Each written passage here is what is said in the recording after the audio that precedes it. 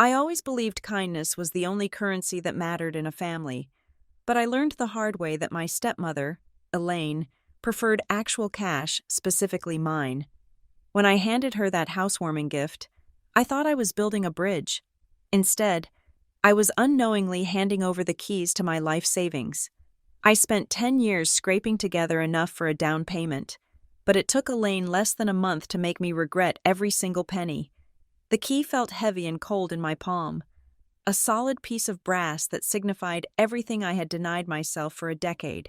I stood on the porch of the small bungalow on Cedar Street, watching the wind ripple through the overgrown aspen trees that lined the driveway. This was Briar Glen, Colorado, a town that smelled of pine needles and damp earth, a place where the mountains loomed purple and gray against the horizon. It was a far cry from the cramped apartments and shared sublets that had defined my 20s. At 33 years old, Julia Foster, was finally a homeowner. I turned the key in the lock. The mechanism clicked with a satisfying weight, and I pushed the door open. The air inside was stale, trapped for weeks between viewings and closings, but to me, it smelled like victory. I walked into the living room, my boots echoing on the hardwood floors. The space was modest. There was a fireplace that needed sweeping, a bay window that let in a square of afternoon light, and a kitchen that hadn't been updated since the 1990s. But it was mine. I ran my hand along the wall, feeling the texture of the paint. I wished my mother could see this. She had been the one who taught me the value of $1, the one who clipped coupons at the kitchen table on Sunday mornings, the one who made me promise to secure my own roof over my head before I did anything else. She had been gone for 5 years now, but in moments like this, the silence she left behind was deafening. I could almost hear her voice telling me to check the insulation and make sure the water heater wasn't leaking. I checked my watch. It was 4 in the afternoon. My father and Elaine would be here within the hour. My stomach tightened. Mark Foster, my father, was a man who moved through life with a gentle, often willful, obliviousness. He loved me, I knew that, but he loved peace more, and peace, in the Foster family, meant keeping Elaine happy. Elaine was his wife of 12 years, my stepmother, a woman who had mastered the art of polite cruelty. She was beautiful in a sharp, manicured way, always dressed as if she were heading to a country club luncheon, even if she was just going to the grocery store. I had spent the last week preparing for this visit. I wanted everything to be perfect. I wanted to prove to them, and perhaps to myself, that I was established, that I was an adult who didn't need their help or their pity. A car door slammed outside. I went to the window and saw my father's silver sedan parked behind my dusty hatchback. Elaine stepped out first. She was wearing a cream-colored coat that looked terrifyingly expensive against the backdrop of my unraked lawn. My father followed, looking a little grayer, a little softer around the middle. I opened the door before they could knock. Julia, my father, boomed. Stepping up to hug me, the smell of his aftershave, cedar and spice, brought a sudden lump to my throat. "You did it, kiddo. You really did it." "Welcome," I said, stepping back to let them in. Elaine glided past me, bringing a cloud of floral perfume into the stagnant air of the house. She looked around, her eyes darting from the scuffed baseboards to the popcorn ceiling. "It is charming," Elaine said, her voice high and tight. "Very cozy. It reminds me of that little guest cottage your aunt used to rent, the one near the highway." I forced a smile. "It is actually 2 bedrooms. Elaine, plenty of space for just me." "Of course," she said, reaching out to touch the painted brick of the fireplace. "And for a starter home, it is perfectly adequate. You must be so proud to finally get into the market, even if the rates are dreadful right now." I ignored the jab about my age and the market conditions. I wanted this to go well. I led them into the kitchen, where I had set up a small station with sparkling water and some pastries from the bakery downtown. "We should celebrate properly," my father said. Taking a bottle of water, "This is a big milestone. Your mother would have been over the moon." The mention of my mother made the air in the room shift. Elaine stiffened imperceptibly. She hated sharing space with a ghost. She would have, I said quietly.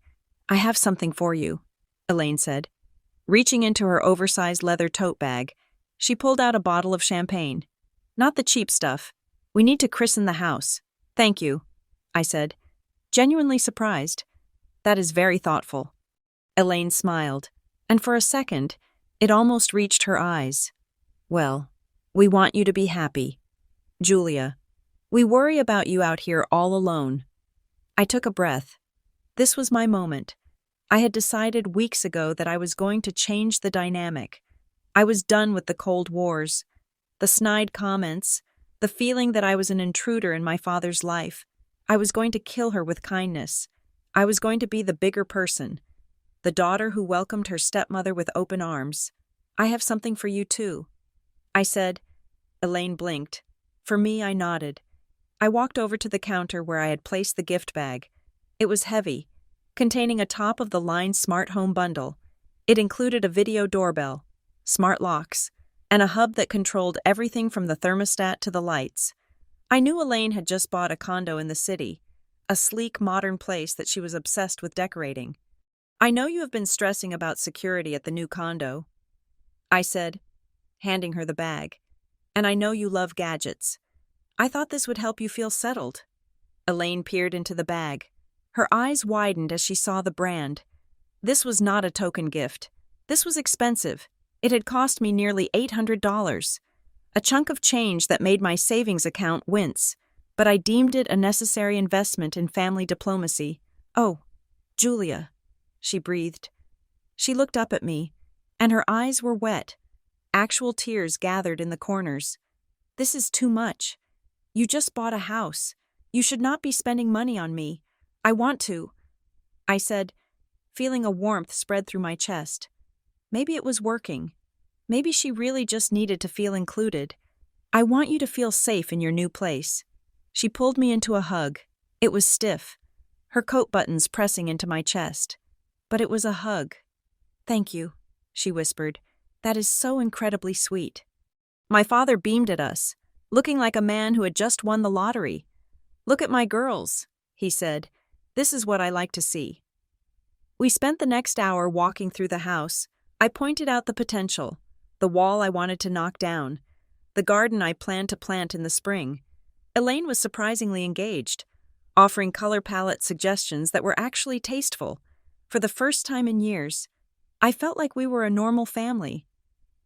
As they were getting ready to leave for their hotel, they were staying in town for dinner. Elaine pulled me aside near the front door while my father went to start the car. Julia, she said, her voice dropping to a confidential whisper. About the gift. It really is perfect. I'm glad you like it.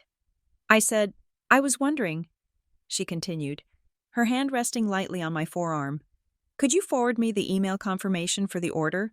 Just in case I need to register the warranty or if something is defective. You know how these tech companies are. If you don't have the original proof of purchase, they will not help you. Oh, sure, I said. I can do that. And the receipt, she added, squeezing my arm gently. For taxes. Since it was a home improvement purchase, my accountant might be able to do something with it. No sense in letting a deduction go to waste. Right? I hesitated. It felt a little transactional, stripping the gift of its sentiment so quickly. But it was a logical request. Elaine was practical. She managed the finances in their household with an iron fist. I will send it over tonight. I said, You are an angel, she said, patting my cheek. A real angel. She walked out to the car, and I stood in the doorway, waving. I felt a sense of relief wash over me. It had gone well. I had done it. Later that afternoon, I sat on the floor of my empty living room, eating a sandwich and calling my best friend, Tessa. Tessa was a lawyer in Denver, a woman who viewed the world through a lens of risk assessment and liability. She asked for the receipt, Tessa asked, her voice crackling over the speakerphone. It makes sense, I said, picking a piece of lettuce from my lap. For the warranty and taxes. Julia, Tessa sighed. You gave her a gift. You do not ask for the receipt for a gift unless you plan to return it, or you are keeping a ledger. Elaine collects leverage, not memories. You are being cynical. I said, She actually cried. Tessa. She was touched. I think she really feels insecure about her place in the family. She thinks I resent her. You do resent her, Tessa pointed out. I did. I corrected. But I'm trying to move past it. I am 33. I have a house. I have a career. I do not need to be the bitter stepdaughter anymore. Tessa was silent for a moment. Just be careful. Jules, gifts with Elaine usually come with strings attached, invisible ones that strangle you later. I promised her I would be careful, but I hung up feeling annoyed. Why couldn't anyone just be happy that I was making an effort? I spent the rest of the afternoon unpacking the few boxes I had brought with me in my car. Kitchen supplies, towels, my laptop. I set up my workspace in the second bedroom, arranging my desk to face the window that looked out onto the street. I was a project manager for a mid-sized software firm, a job that required meticulous attention to detail and the ability to foresee disasters before they happened. It was ironic, I suppose, that I was so good at managing risk for my clients, but so blind to the risks in my own personal life.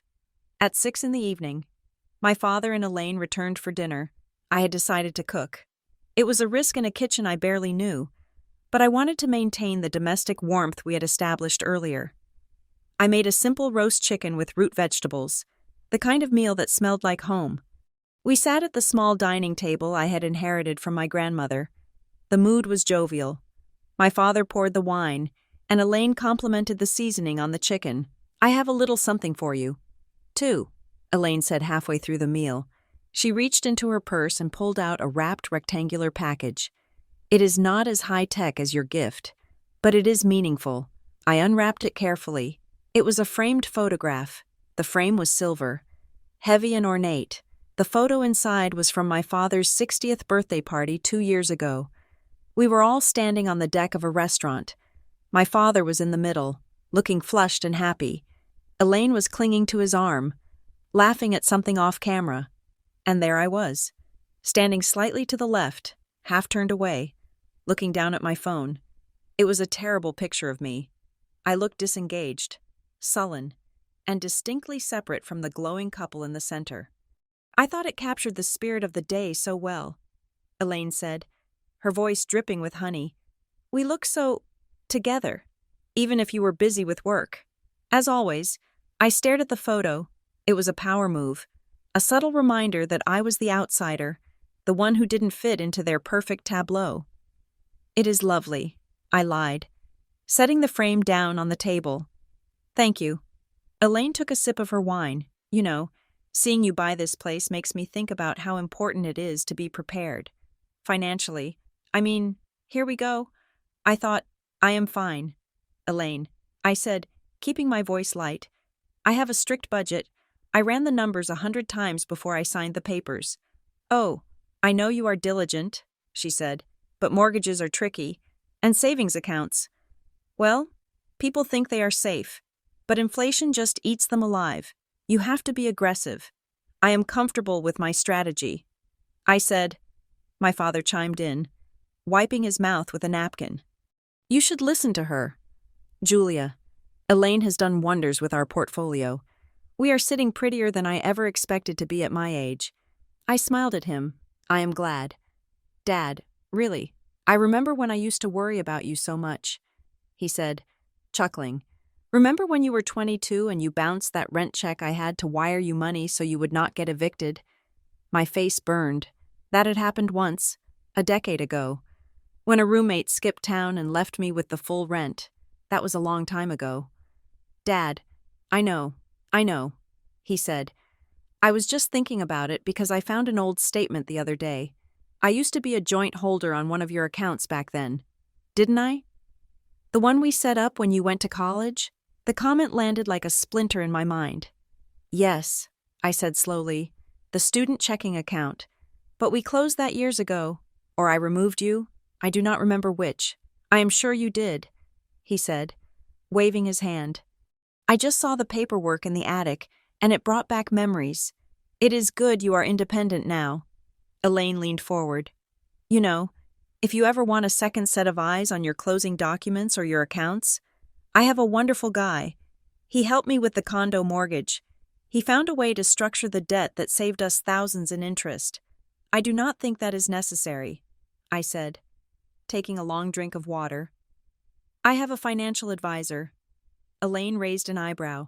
A real one. Or an app on your phone. A real one, I said, my patience fraying. Well, I will send you his contact anyway, she said, undeterred, just in case. His name is Summit Pine Lending, or rather, that is the firm. Ask for David. He is a miracle worker. I did not want her contact. I did not want her advice, but I nodded. Because that was the price of the roast chicken and the peace I was so desperate to keep. By the time they left, it was 9 at night. The house felt suddenly very large and very empty. I cleaned up the dishes, scrubbing the roasting pan with more force than necessary. The photo Elaine had given me sat on the counter, mocking me. I turned it face down. I went into the bedroom and sat on the edge of the mattress. I felt drained. The emotional labor of the day had been exhausting. I picked up my phone to check my emails, intending to send Elaine the receipt she had asked for. I found the email confirmation for the smart home bundle and forwarded it to her. Then I went into my photo gallery and found a picture of the receipt I had taken earlier, a habit I had picked up from my mother, and texted it to her. Sent. Hope this helps with the taxes. Love you. I stared at the love you. It felt like a lie, but a necessary one. A notification popped up on the top of my screen. It was from my bank app. Profile update. Contact preferences have been changed. I frowned. I hadn't changed anything. I tapped the notification, and the app opened. I scanned the profile settings. My email was there. My phone number was there. Everything looked normal. I went to the security tab. Two-factor authentication was on. No new devices were listed. It must be a glitch, I told myself. The bank had been updating their interface recently, or maybe it was triggered by the large transaction for the house closing earlier in the week. But a cold seed of unease had planted itself in my stomach. My father's comment about the joint account echoed in my head. I used to be a joint holder years ago. We had removed him, hadn't we? I remembered going to the branch with him when I was 25. I remembered signing papers. But did I remember him signing them? I stood up and walked to the closet where I had shoved the boxes marked important docs. I needed to know. Not because I suspected them, that was crazy. My father would never steal from me, and Elaine, for all her passive-aggressive gifts, was not a criminal. She was just difficult. But I needed to silence the voice in my head. I dragged the heavy plastic bin out and popped the lid. The smell of old paper drifted up. I dug through the folders. Tax returns from 2018, car insurance policies, rental agreements. Finally, I found it. A blue folder labeled Banking/Old. I sat cross-legged on the floor and opened it. I flipped through the pages until I found the original account agreement for my primary savings account, the one I had used to stockpile the down payment for this house.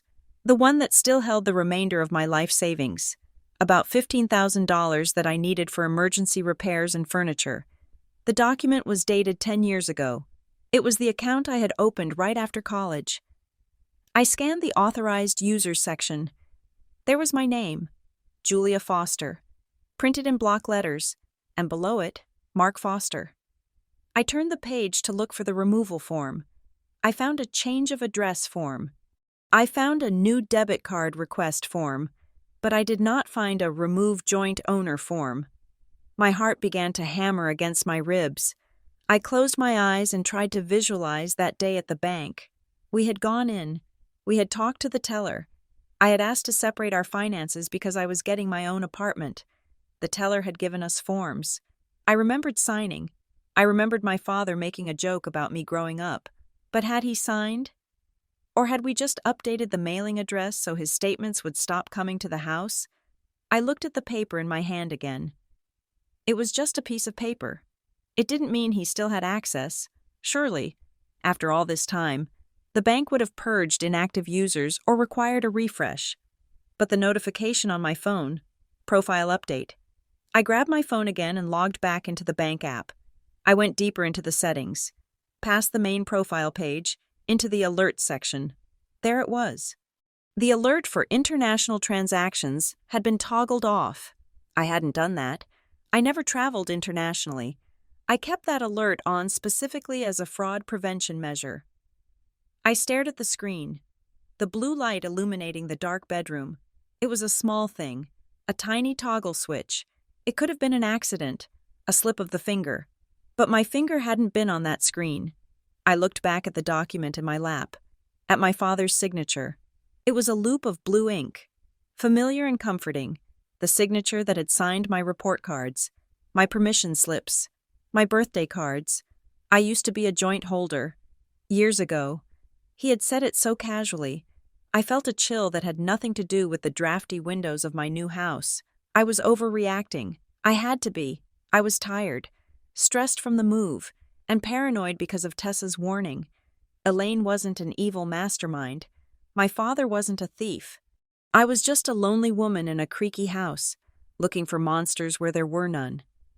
I shoved the paper back into the folder and closed the lid of the bin. I stood up and walked to the window. The streetlights of Briar Glen cast long shadows on the pavement. It was quiet, peaceful. I told myself I was safe. I told myself that tomorrow I would call the bank and clear up the clerical error. It was just paperwork, old, dusty paperwork that didn't mean anything. But as I stared out into the darkness, I couldn't shake the feeling that I had just invited something into my life, something that had walked in through the front door wearing a cream-colored coat and smiling a smile that didn't reach its eyes. I turned off the light, but I didn't sleep. I lay in the dark, clutching my phone, waiting for it to buzz again. It didn't, not that night. But the silence was worse. It felt like the silence of a predator holding its breath. The next morning, the sun rose pale and watery over the mountains. I made coffee in my new kitchen, the routine grounding me. I had a meeting with a contractor at 10 in the morning to look at the bathroom plumbing. I had work emails to answer. I had a life to build. I pushed the fear down. Deep down where I kept my grief for my mother and my insecurities about my worth, I locked it away. I was Julia Foster. I was a homeowner. I was fine. I picked up the folder again, intending to shred the old documents. I pulled out the account agreement one last time, and then I saw it. At the very bottom of the page, in the notes section, written in the bank employee's scrawl, May 12th, 2015. Client declined removal of secondary auth. Status active. The date was 5 years ago. 5 years after I thought I had removed him. My hand trembled. I hadn't declined removal. I had requested it. Unless someone else had called later. Someone who knew my social security number. Someone who knew my mother's maiden name. Someone who could sound like a confused father just trying to help his daughter manage her finances. I looked at the date again. May 12th, 2015. That was the week my mother died. I felt the blood drain from my face, in the chaos of the funeral, the grief, the endless paperwork of death. I had been a wreck. My father had handled everything. He had been my rock. I will take care of the bank stuff. Julia, he had said, you just rest. I had let him. I had trusted him. And he, or someone guiding him, had kept the door open. I reached for my phone. My fingers numb. I needed to call the bank, right now.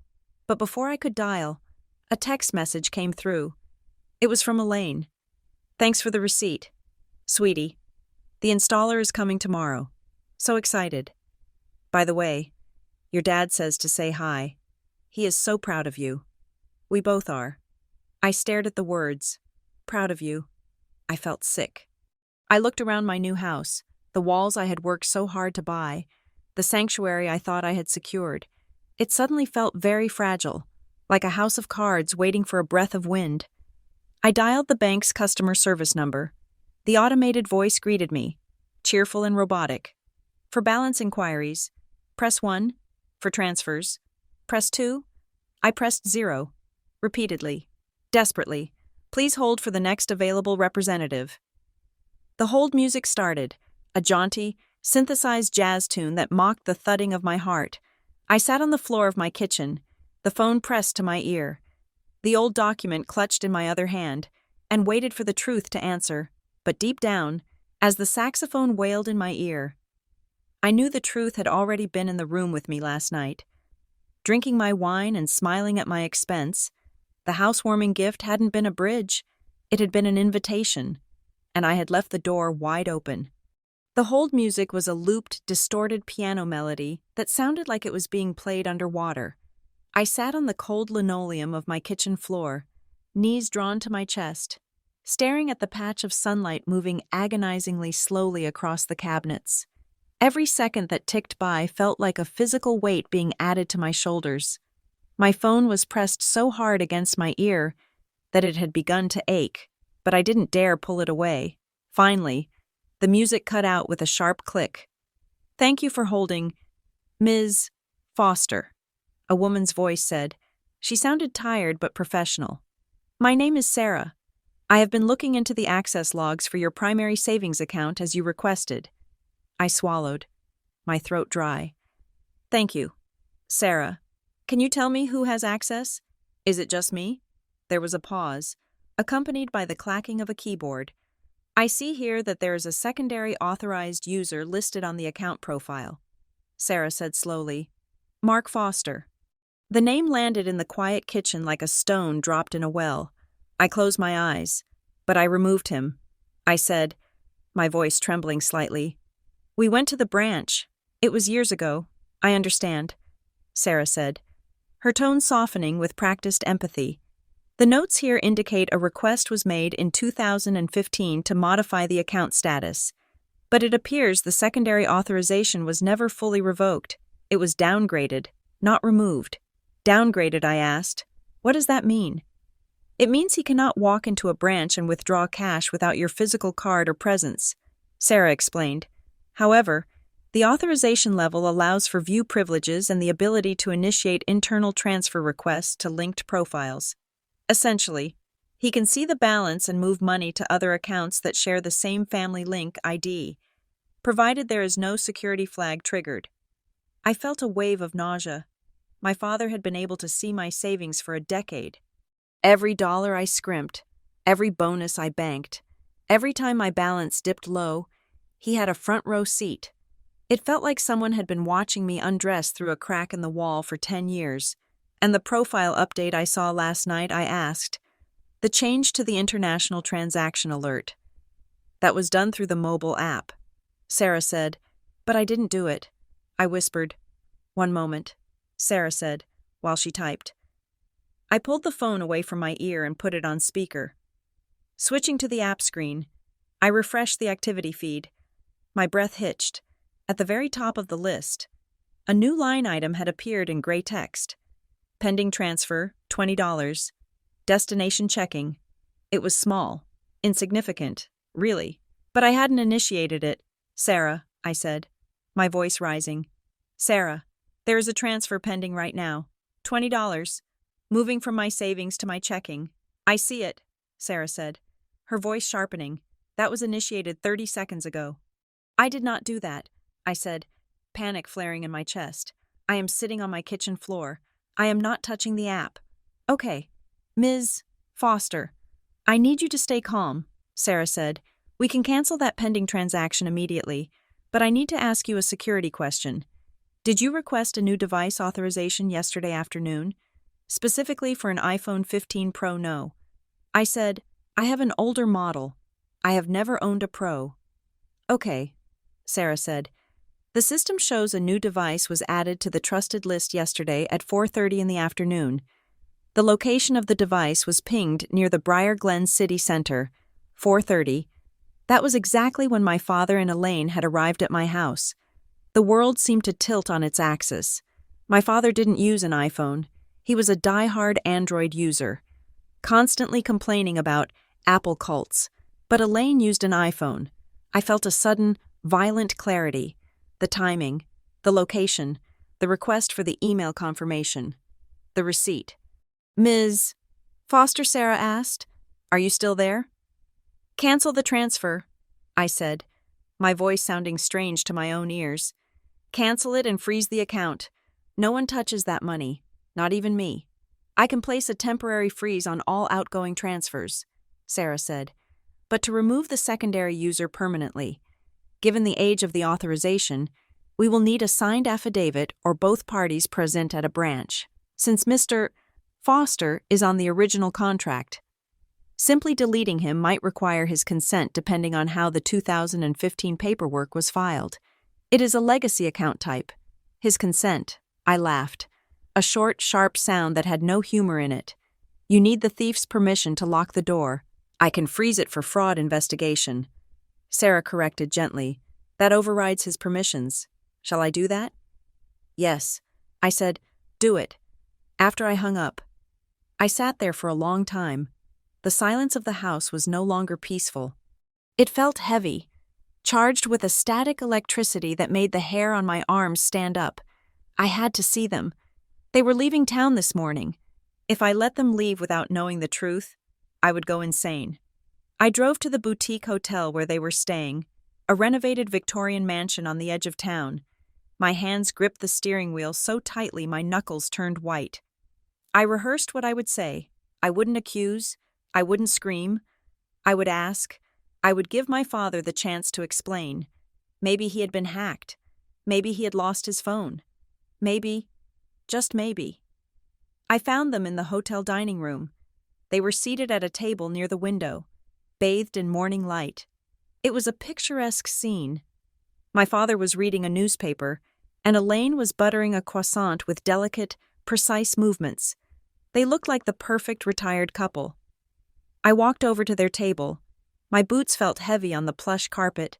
Julia Elaine chirped as she saw me. We were just talking about you. Come sit. Have you had breakfast? I did not sit. I stood by the edge of the table, my hands shoved deep into my coat pockets to hide their trembling. Dad, I said, looking directly at him, I need to ask you something. My father looked up, folding his paper. He smiled. That easy, oblivious smile that I had spent my life trying to protect. Sure, honey, what is it? Is the house okay? I called the bank this morning. I said, the smile faltered. Just a fraction. Oh, he said, they told me you are still listed on my savings account. I said, watching his face closely, the one we thought we closed. They said there is a device, an iPhone, that accessed it yesterday. My father blinked. He looked genuinely confused. His brow furrowed, and he took off his reading glasses. That is impossible, he said. I haven't touched that account in years. I don't even have the login. Elaine stopped buttering her croissant. Her knife clinked softly against the plate. The bank said someone initiated a transfer this morning. I said, keeping my voice steady, and someone changed my alert settings last night. Dad, do you have my account on your phone? Mark shook his head, looking bewildered. No, Julia, I swear.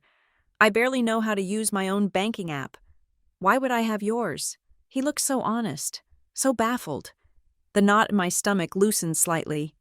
Maybe it wasn't him. Maybe it really was a stranger. Elaine reached out and covered my father's hand with hers. Then she looked up at me, her eyes wide and swimming with concern. Julia, sweetheart, she said softly, you look exhausted. Are you sleeping? I am fine, I said, stiffening. You seem frantic, she said.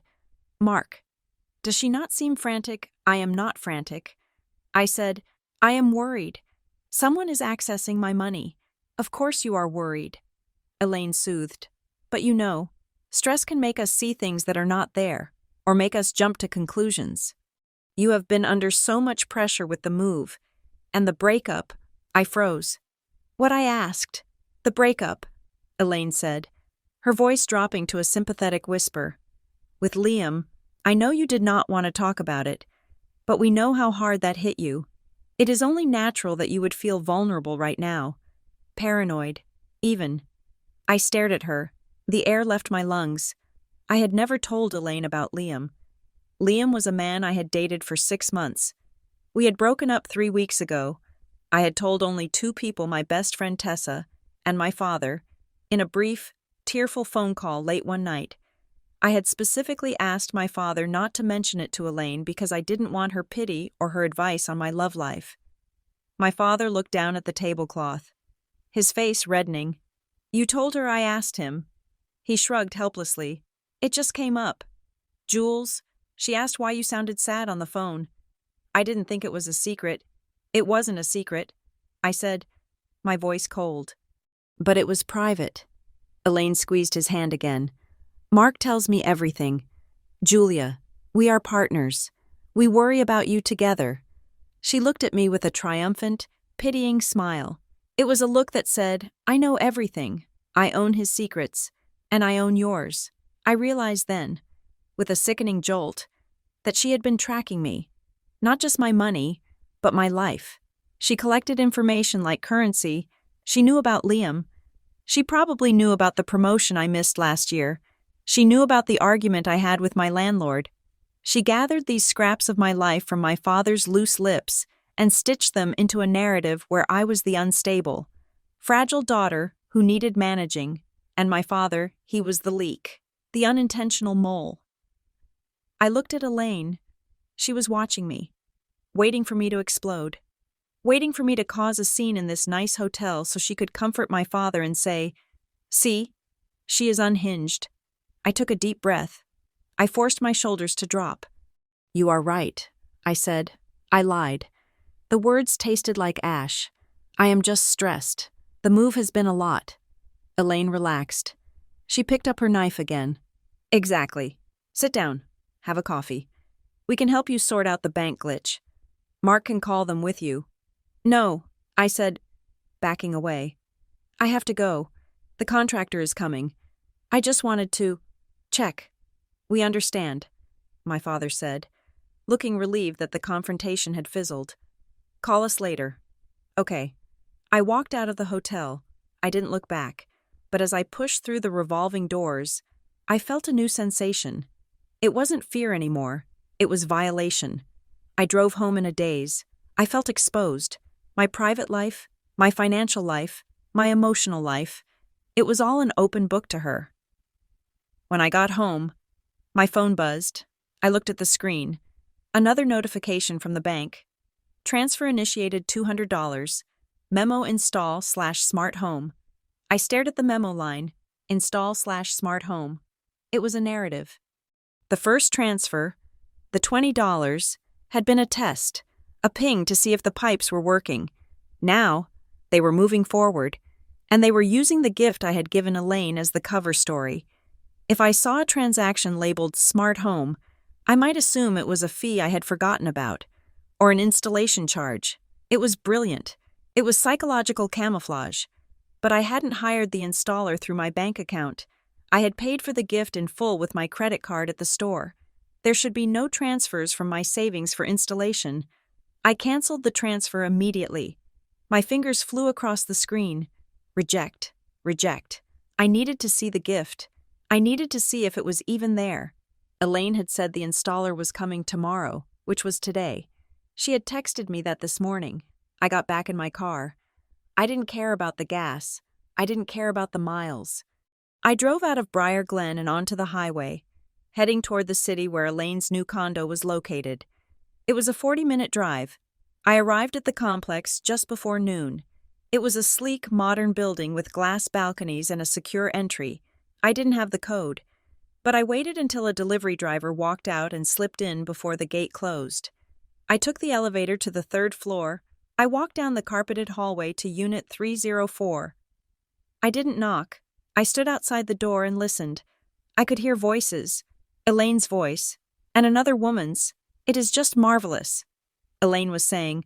My stepdaughter, Julia, you know, the one who struggles a bit, she bought it for me. She really stretched herself to afford it. It is her way of making amends. I think, amends for what the other voice asked. Oh, you know, Elaine sighed, for being difficult. But look at this interface. I can control the lights from here. I frowned. Was she showing them the app I knocked on the door? 3 sharp raps. The voices stopped. Footsteps approached. The door opened. Elaine stood there, a glass of wine in her hand. Her eyes went wide when she saw me. Julia, she said, what are you doing here? I thought you were in Briar Glen. I forced a smile. I was in the neighborhood for a meeting. I lied. I wanted to see how the installation went. You said the guy was coming today. Elaine blocked the doorway with her body. She didn't step back to let me in. Oh, she laughed nervously. He had to reschedule. He called last minute. So annoying. But I heard you showing it to someone, I said, leaning to look past her. A woman was sitting on the beige sofa in the living room. A neighbor. I was just showing Clara the brochure, Elaine said quickly. And the app on my phone. The box is in the closet. I didn't want it cluttering up the entry until the man comes back. Can I see it? I asked. The box. I want to make sure I got the right model. There was a recall on some of the hubs. Elaine's smile hardened. Julia, do not be silly. It is the right model. You really should not have driven all the way out here. I stepped forward. Elaine, I need to check the serial number. It is important. I pushed past her. It was rude. It was aggressive. It was unlike me, but I didn't care. I walked into the living room. The neighbor, Clara, looked up, startled. Hi, I said. I am Julia.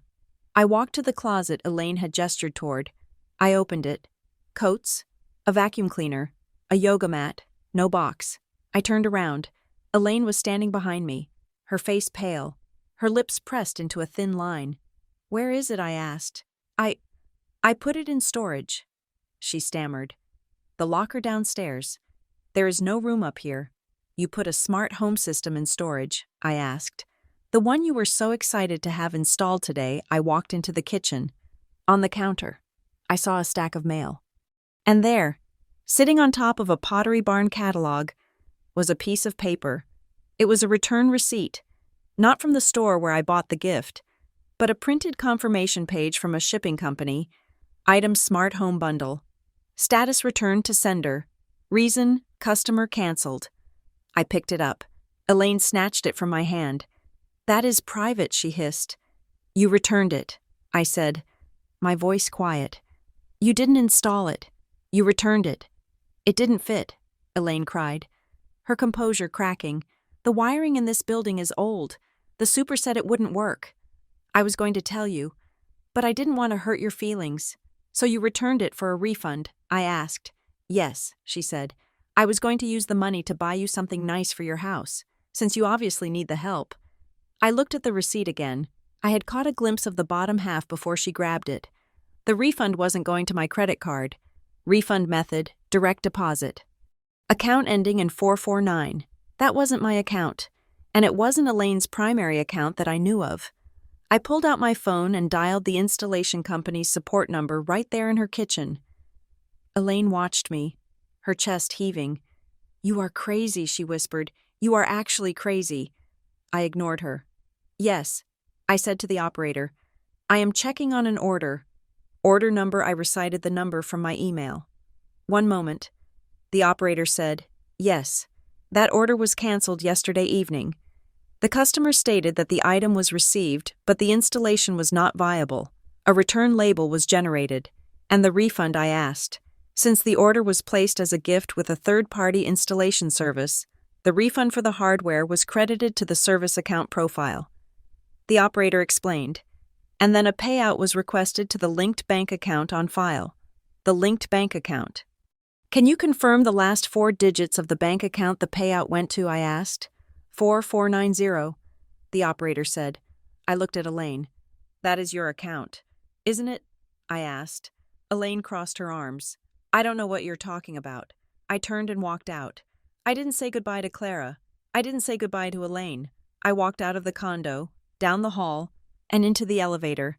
My hands were shaking so hard I could barely press the button for the lobby. The gift. She had used the gift to get the cash.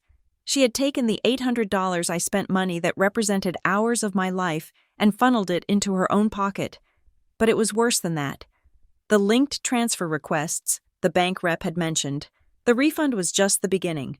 By creating a service profile to manage the installation, she had created a bridge. She had used my email, my order info, and then swapped the payout destination. I got into my car and locked the doors. I sat there for 10 minutes, just breathing. Then I called Tessa. I told her everything.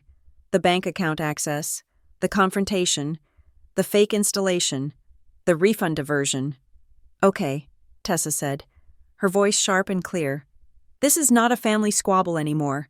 Julia, this is systematic fraud. She is probing your perimeter. What do? I asked. I feel like she is inside the walls. She is, Tessa said. But we are going to smoke her out. First, stop confronting her. Every time you confront her, you give her data. You tell her what you know, and she adjusts her tactics. She knows you saw the smart home transfer, so she will change the label next time. She knows you found the refund, so she will hide the next paper trail. So I just let her steal from me. No, Tessa said. You lock it down, but you do it quietly. Go to a different bank. Open a completely new account. Do not link it to anything. Move your money. But the old account. Leave a little bit in there, Tessa said. Bait. Enough to see where she tries to reach, and download everything, every statement from the last 10 years, every login log. We build a file. We treat this like a case. I nodded. Even though she couldn't see me, a case file. That I could do? I was a project manager. I knew how to document. I drove home, the mountains looming dark and jagged in the distance. The sun was setting, casting long, bruised shadows across the highway. When I got back to Briar Glen, I didn't go into my house immediately.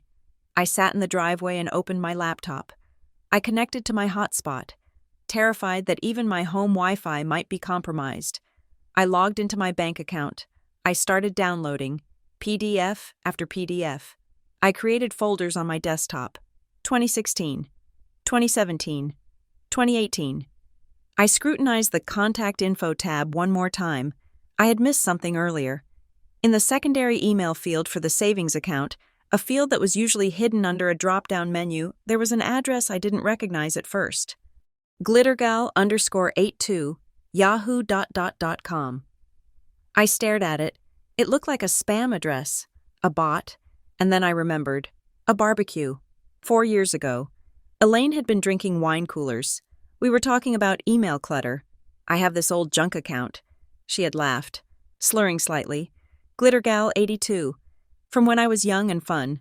I use it for all those free trials so my real inbox stays clean. It is my trash can. She had called it her trash can. And now, that trash can was listed as the recovery email for my life savings. It meant that every time the bank sent a security code, every time they sent a suspicious activity alert, it didn't just go to me, it went to her. She had been watching the alerts. She had been approving her own unauthorized access. I felt a coldness settle in my bones that no amount of heating could fix. This wasn't just greed. This was ownership. She had branded my financial identity with her junk email. To her, my savings were just another free trial she could exploit until it ran out. I created a new folder on my desktop. I named it Evidence, and I dragged the screenshot of the email address into it. The game had changed. I wasn't just the daughter anymore. I was the plaintiff. And Elaine Foster had no idea that she had just handed me the first piece of the weapon I would use to destroy her.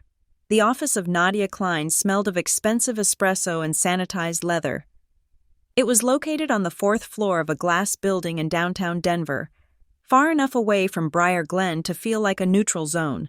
Nadia herself was a woman of sharp angles and even sharper suits. She sat across from me, her fingers interlaced on top of a manila file folder that contained the printed evidence of my financial dismantling. So, let me get this straight, Nadia said, her voice dry and precise. Your father was a joint owner on the account 10 years ago. You requested his removal verbally. The bank has a record of the request, but no record of the execution. And now, 10 years later, a device associated with your stepmother is initiating transfers. That is correct, I said. I felt small in the chair, like a child called to the principal's office. Nadia sighed and opened the folder. She flipped through the screenshots I had provided, the refund diversion, the profile updates, the Glittergal email address. This is the problem with family fraud. She said, it lives in the gray. If a stranger in Russia hacked your account, the bank would reimburse you immediately. It is unauthorized access, pure and simple. But this is what we call authorized misuse. Authorized misuse. I repeated, technically, your father's name is still on the signature card.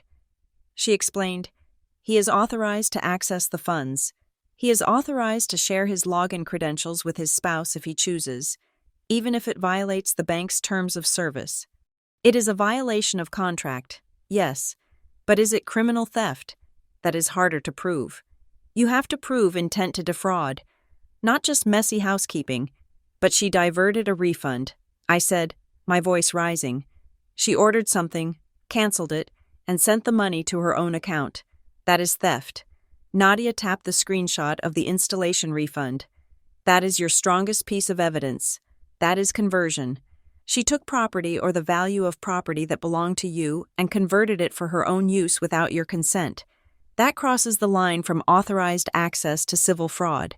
What do? I asked. We build a wall. Nadia said.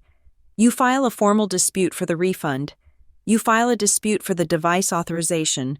You state clearly that you did not authorize the new device.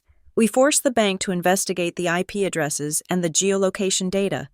We make them go on the record. She leaned forward, her gaze intense. But I have to warn you, Julia, once you start this, you cannot stop. Family cases get messy. They will gaslight you. They will say you gave them permission. They will say it was a loan. They will say you are mentally unstable. If you want your money back, you have to treat them like strangers. I looked at the folder. I thought about the love you text I had sent Elaine just days ago. I am ready, I said. I spent the next 2 days following Nadia's instructions. I went to the bank, a different branch, in a different town, and filed the disputes. I sat with a fraud investigator named Mr. Henderson, a man with tired eyes and a stained tie. He took my statement. He scanned my documents. When he looked at the device log for the iPhone 15 Pro that had accessed my account, he paused. I cannot give you specific addresses due to privacy laws, Mr. Henderson said, lowering his voice. But I can tell you that the initial handshake for this device came from a Wi-Fi network located in a multi-unit residential complex in the West District of the city. The West District. That was where Elaine's condo was. It was validation. But it felt like a stone in my gut. It was real. It wasn't a glitch. It was geography. As I drove home from the bank, my phone rang. It was my father. I stared at the screen. Dad. The word used to mean safety. Now it meant risk. I answered it on the car's speakerphone. Hello, Jules. His voice boomed, overly cheerful. Just checking in. How is the house? How are the pipes holding up with this cold snap? The pipes are fine. Dad, I said. Good, good, he said. You know, I was thinking, with the heating bills going up, you should double-check your insulation. And your mortgage payment, is that coming out on the 1st or the 15th? The question was specific, too specific. Why do you ask? I said. Just making sure you are on top of it, he said quickly.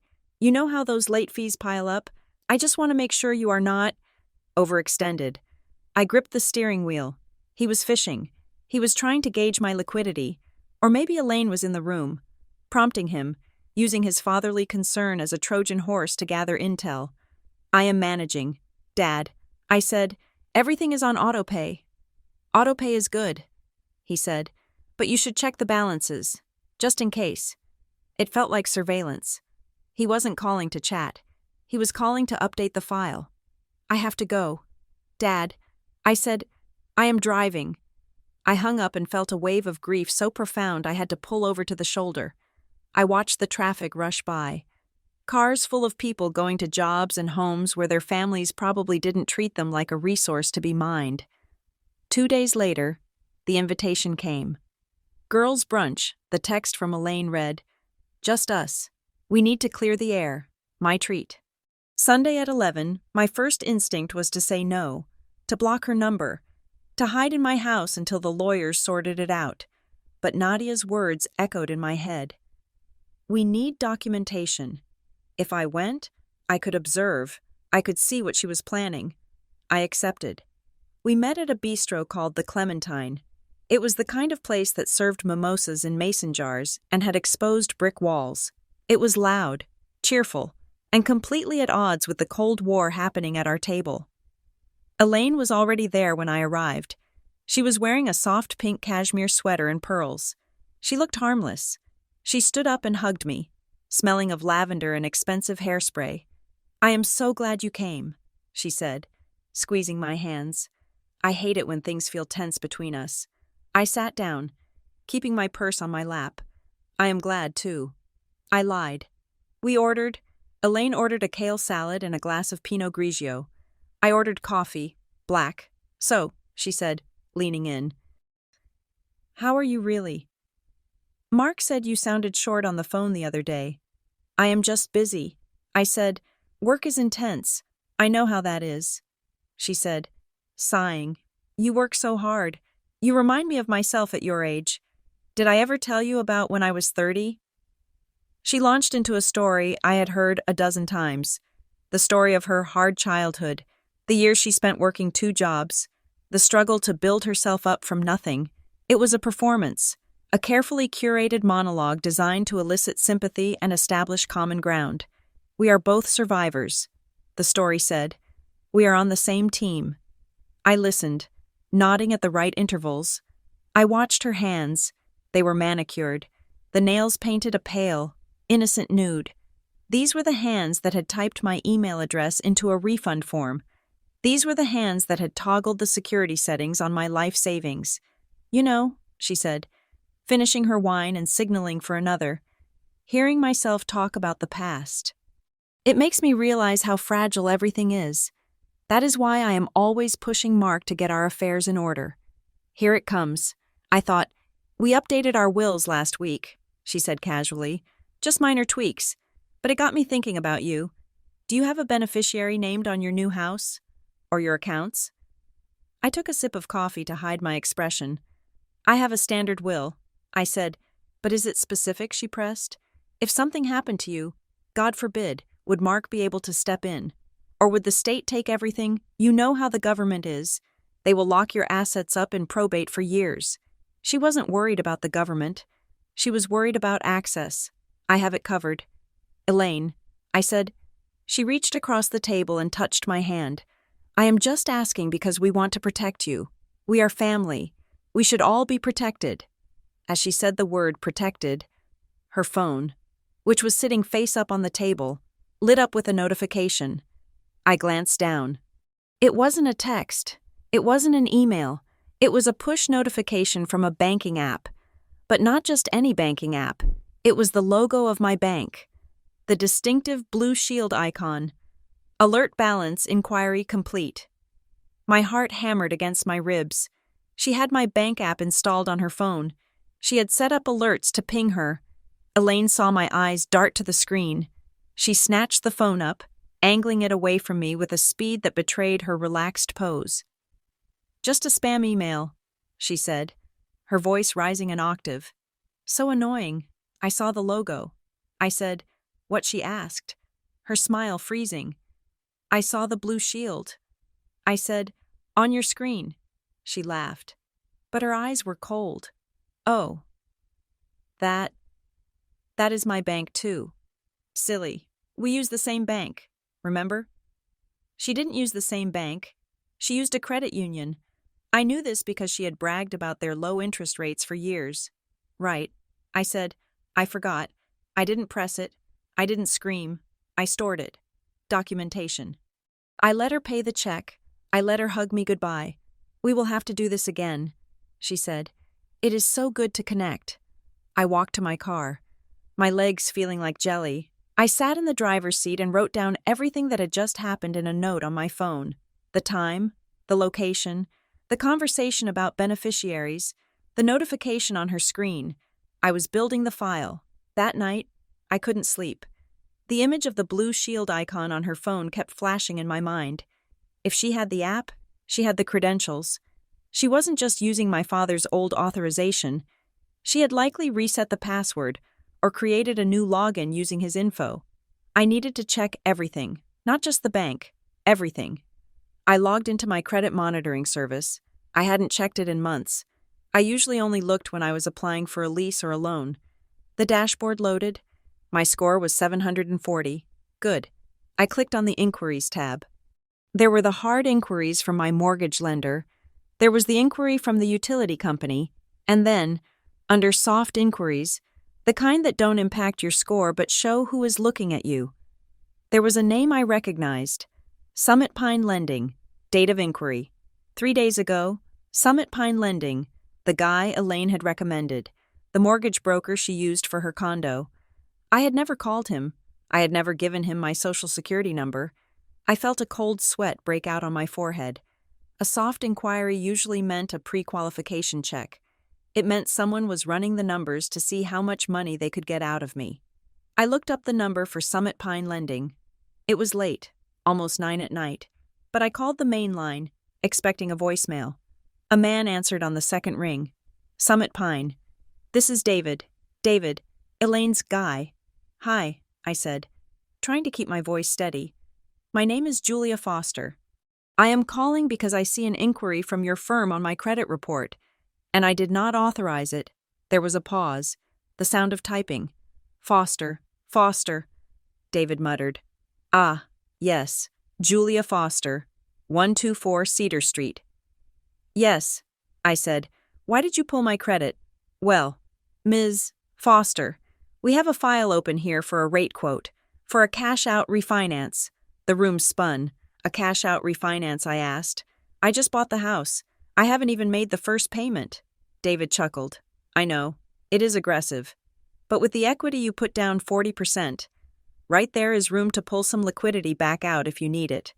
The request came in to look at options for, let me see here, debt consolidation and home improvement. Who made the request, I asked. David paused. Well, it came through our online portal. The contact listed is you. What email address, I asked. The typing stopped. It is glittergal82@yahoo.com. I closed my eyes. That is not my email. David, I said, that is my stepmother's email. There was a long silence on the other end of the line. Ms. Foster, David said, his voice losing its sales warmth. Are you saying you did not request this quote? I am saying I have never spoken to you in my life. I said, and if you proceed with any application, I will sue your firm for lending fraud. Okay, David said quickly. Okay, I am canceling the file right now. Consider it closed. We will not proceed. But who gave you my social, I demanded. You need a social to run a check. The online form requires it. He said, whoever filled it out had the number. My father. My father had my social security number. He had it from college applications. From tax returns he helped me with when I was 20. From the co-signed student loans. I hung up the phone. I felt sick. Physically sick. This wasn't just skimming off the top. A cash-out refinance meant they were trying to mortgage my future. They wanted to take the equity I had just bought, the safety net I had poured my life savings into, and turn it into cash. Cash that would go into an account they controlled. They were trying to sell my house out from under me before I had even unpacked. I needed to know how deep this went. I couldn't sleep. I couldn't sit still. I grabbed my keys. I needed to go to my father's house, not to confront him, not yet, but to find the source. I knew they were asleep. My father was an early riser, which meant he was in bed by 10. I still had a key to the house. I hadn't lived there in 15 years. But I had a key for emergencies. This was an emergency. I drove to the house I grew up in. It was a dark, sprawling ranch-style home on a quiet cul-de-sac. I parked a block away and walked. The night air was freezing, biting at my cheeks. I let myself in through the side door that led to the mudroom. The house was silent. I could hear the hum of the refrigerator. I didn't go to the bedroom. I went to the hallway and pulled down the attic stairs. They creaked, a sound that seemed deafening in the quiet house. I froze, waiting for a light to turn on. Nothing. I climbed up into the attic. It smelled of fiberglass and old Christmas decorations. I used the flashlight on my phone. I knew where the papers were. My father was a hoarder of documents. He kept everything in filing cabinets lined up against the back wall. I opened the cabinet marked F to J, Foster, Julia. There was a thick hanging folder.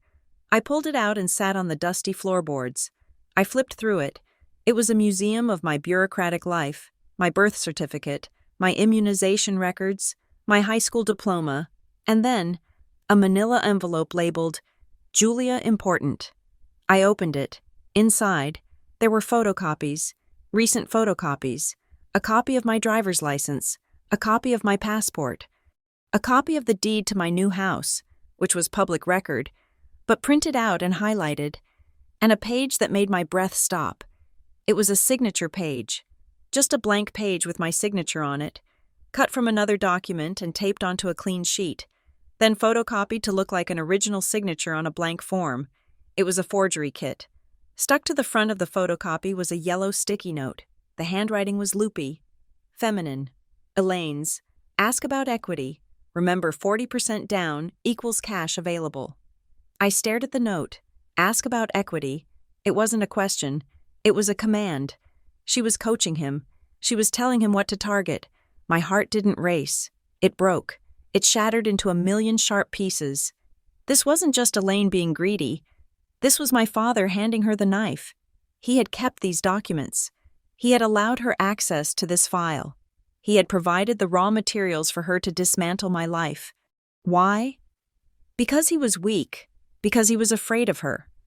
Or because, deep down, he believed that their financial comfort was more important than my autonomy. He had kept access just in case I failed. Or just in case they needed to feed. I put the papers back in the envelope. I took the envelope. I wasn't leaving it there. I climbed down from the attic. My legs heavy. I walked out of the house, the home where I had learned to ride a bike, where I had cried over teenage heartbreaks. It didn't feel like home anymore. It felt like a crime scene. I drove back to my own house, my sanctuary. I walked into my kitchen and threw the envelope on the counter. I felt hollowed out. Grief is a heavy thing, heavier than anger. I grieved the father I thought I had. I grieved the trust I had lost. I sat at the counter, staring at the black glass of the window. My phone buzzed. A motion alert from my video doorbell. Motion detected, front porch, 1:14 a.m. I frowned. It was 1 a.m. I opened the app. The live feed showed nothing but the empty porch and the swaying trees. I scrolled back through the timeline. I checked the events from earlier in the week. I had been so busy with the lawyers I hadn't checked the footage. There was a clip from Tuesday, 11 a.m. I tapped it. A car pulled up to the curb, a white SUV, Elaine's car. She got out. She wasn't wearing her usual pristine coat. She was wearing a tracksuit and sunglasses. She looked around the street, scanning for neighbors. She walked up the driveway. She didn't come to the door. She went to the mailbox. She opened it and slipped a thick white envelope inside. Then she turned and walked quickly back to the car. She hadn't mailed it. She had hand-delivered it, to avoid a postmark, to avoid a paper trail. I looked at the date, Tuesday. That was 2 days ago. I hadn't checked my mail in 2 days. I stood up and walked to the front door. I opened it and stepped out onto the cold porch. I opened the mailbox. It was there. A thick white envelope. No return address. Just my name. Julia. Written in block letters. I brought it inside. I sat down at the kitchen island and tore it open. It wasn't a letter. It was a legal document. Second Amendment to the Mark Foster Living Trust. I scanned the pages, legal jargon, distribution clauses, and then, page 4, appointment of successor trustee. In the event of the grantor's incapacity or death, or at the election of the grantor, the duties of trustee shall be assumed by Elaine Foster, contingent executor powers. The grantor hereby grants Elaine Foster full power of attorney over all assets, including those held in joint tenancy or regarding which the grantor holds beneficiary interest. It was a power grab, a total consolidation of control. If Mark signed this, or if he had already signed a version of it, Elaine would control everything. But why send it to me? I turned to the last page. There was a sticky note attached to the signature line for beneficiary acknowledgement, Julia. The note read in Elaine's handwriting. Dad and I talked. We should all be protected. Since you are so busy, we drafted this to make sure everyone is covered. Sign soon so we can file it. Love, E. Protected. She kept using that word. She wanted me to sign a document acknowledging her role as executor. She wanted me to sign away my right to contest her authority later. She wanted me to validate her control over my father's estate, and by extension, any joint assets he held interest in, like my savings account. If I signed this, I would be agreeing that she had the right to manage joint funds. I would be retroactively authorizing her theft. I looked at the document. I looked at the envelope from the attic with the forgery kit. The picture was complete. They weren't just stealing $800 for a smart home gift. They weren't just skimming refunds. They were building a legal cage. They were restructuring the family architecture so that Elaine owned the foundation. And I was just a tenant in my own life, and my father. He was either the architect or the bricklayer. It didn't matter which. He was building the wall that would trap me. I picked up the trust addendum. I didn't tear it up. I didn't burn it. I put it in the evidence folder on my laptop mentally. At least, physically. I slid it into the plastic sleeve I had bought for the lawyer. I looked at the sticky note again. Signed soon. It was a threat disguised as a hug. I walked to the window and looked out at the street. The wind was picking up, rattling the bare branches of the aspen trees. I wasn't going to sign. I was going to war. Nadia Klein pushed the trust addendum across her mahogany desk with the tip of her pen, as if the paper itself were contaminated. She took off her glasses and rubbed the bridge of her nose, a gesture of weary professionalism that told me everything I needed to know before she even spoke. "This is not a standard amendment. Julia," she said, her voice devoid of the legal jargon she usually employed. "This is a snare, a very elegantly drafted snare, but a trap nonetheless." I sat opposite her, my hands folded tightly in my lap. The leather chair was comfortable, but I felt rigid, my muscles coiled with a tension that hadn't left me since I found the envelope in my mailbox. "Explain it to me," I said. "Please." Nadia put her glasses back on and tapped the paragraph regarding the contingent executor powers. "Standard estate planning usually involves checks and balances." She began, "You want clarity. You want to avoid conflict. This document does the opposite. It intentionally blurs the lines between your father's assets and anything he is tangentially related to. By signing this, you would be acknowledging that Elaine has power of attorney over any asset where Mark holds a beneficiary interest." She looked up at me, her eyes sharp. "In legal terms, that is incredibly broad." She continued, "If your father is still listed on your savings account, even as a secondary user with view-only privileges, a creative lawyer could argue that he holds an interest in that account. If you sign this, you are effectively giving Elaine permission to manage that interest. You are handing her the keys to the back door she is already using." I felt a cold shiver run down my spine. It was premeditated. It wasn't just a reaction to my house purchase. This had been architected. "And the note?" I asked. "The one about being protected manipulation," Nadia said flatly. "She is leveraging the fear of the unknown. She knows you are busy. She knows you trust your father, and she is counting on you signing this to make the noise go away. Do not sign it. Do not acknowledge it. In fact, we are going to pivot. Pivot to what I asked. To silence," she said. "Until now, you have been reacting. You have been answering their calls, accepting their brunch invitations, trying to be the good daughter. That stops today. We are going to lock down your perimeter, and we are going to let them starve for information. When a narcissist loses control, they escalate, and when they escalate, they make mistakes."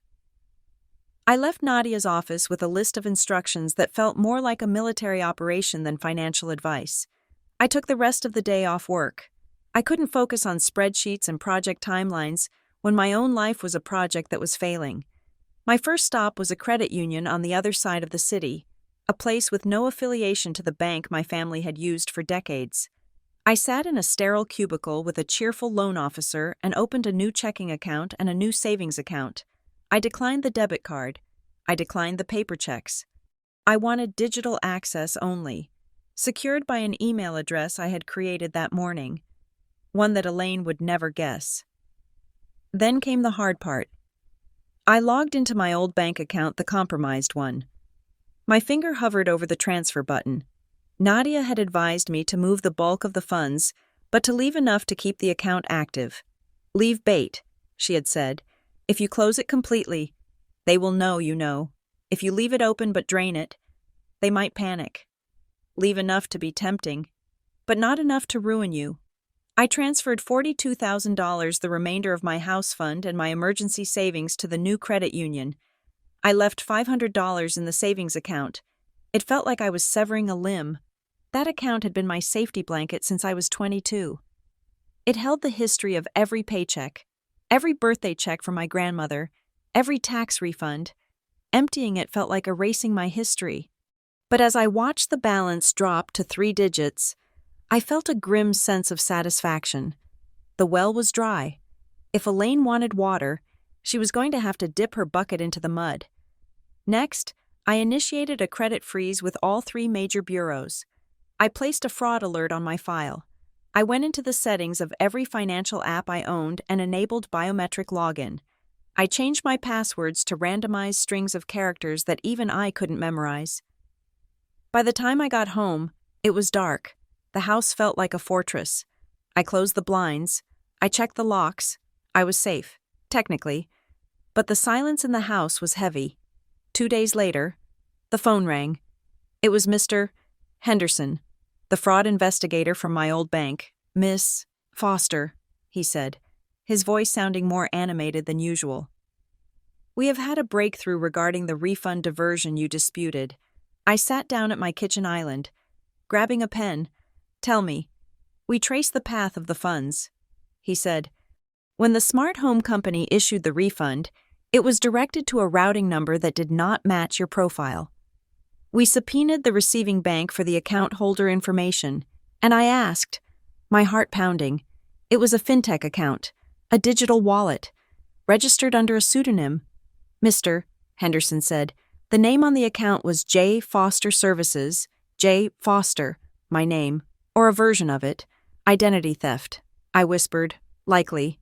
He said, "But here's the interesting part. That account seems to be used solely as a pass-through. The money sat there for less than an hour before it was transferred out again." "Where did it go?" I asked. "It was used to make a payment on a web portal," he said. "Specifically, a payment to the Briar Glen Highlands Homeowners Association." I froze. Briar Glen Highlands was not my neighborhood. It was the upscale condo complex where Elaine had just bought her unit. "Mr. Henderson continued, his voice precise. "We cross-referenced the payment reference number. It matches the unit number for a property owned by Elaine and Mark Foster." I closed my eyes. There it was, the smoking gun. She had stolen the money, laundered it through a fake account in my name, and used it to pay her condo fees. She had literally used my gift to pay for the roof over her head. This ties the funds directly to her. "Mr. Henderson said, "It is no longer just a digital anomaly. It is a direct financial benefit derived from fraud. We have enough to close the loop on our end and reverse the transaction. We will be crediting your account for the full amount of the refund." "Thank you." I said, that is good news." "It is," he said. "However, given the nature of the relationship and the use of your father's authorization credentials to set up the initial link, we need to conduct a formal statement interview with you. We need to put all of this on the official record. Can you come in tomorrow? I can?" I said. I hung up the phone and stared at the wall. The relief I expected didn't come. Instead, I felt a heavy, suffocating dread. The evidence was irrefutable now. There was no more, "Maybe it's a glitch." No more, "Maybe it's a misunderstanding." Elaine was a thief, and she was sloppy. That night, my phone rang again. It was my father. I stared at the screen. It was 8 in the evening. He never called this late unless something was wrong. I remembered Nadia's advice. Stop reacting. Start documenting. I picked up my other phone, my old work phone that I kept in a drawer, and opened the voice memo app. I hit record. Then I answered the call on my personal phone and put it on speaker. "Hello," I said calmly. Julia Mark's voice exploded through the speaker. It was a sound I had never heard from him before. Raw, guttural anger. "What the hell are you doing?" I kept my voice steady, watching the waveform on the recording app bounce with his volume. "What do you mean?" "Dad, you know what I mean," he shouted.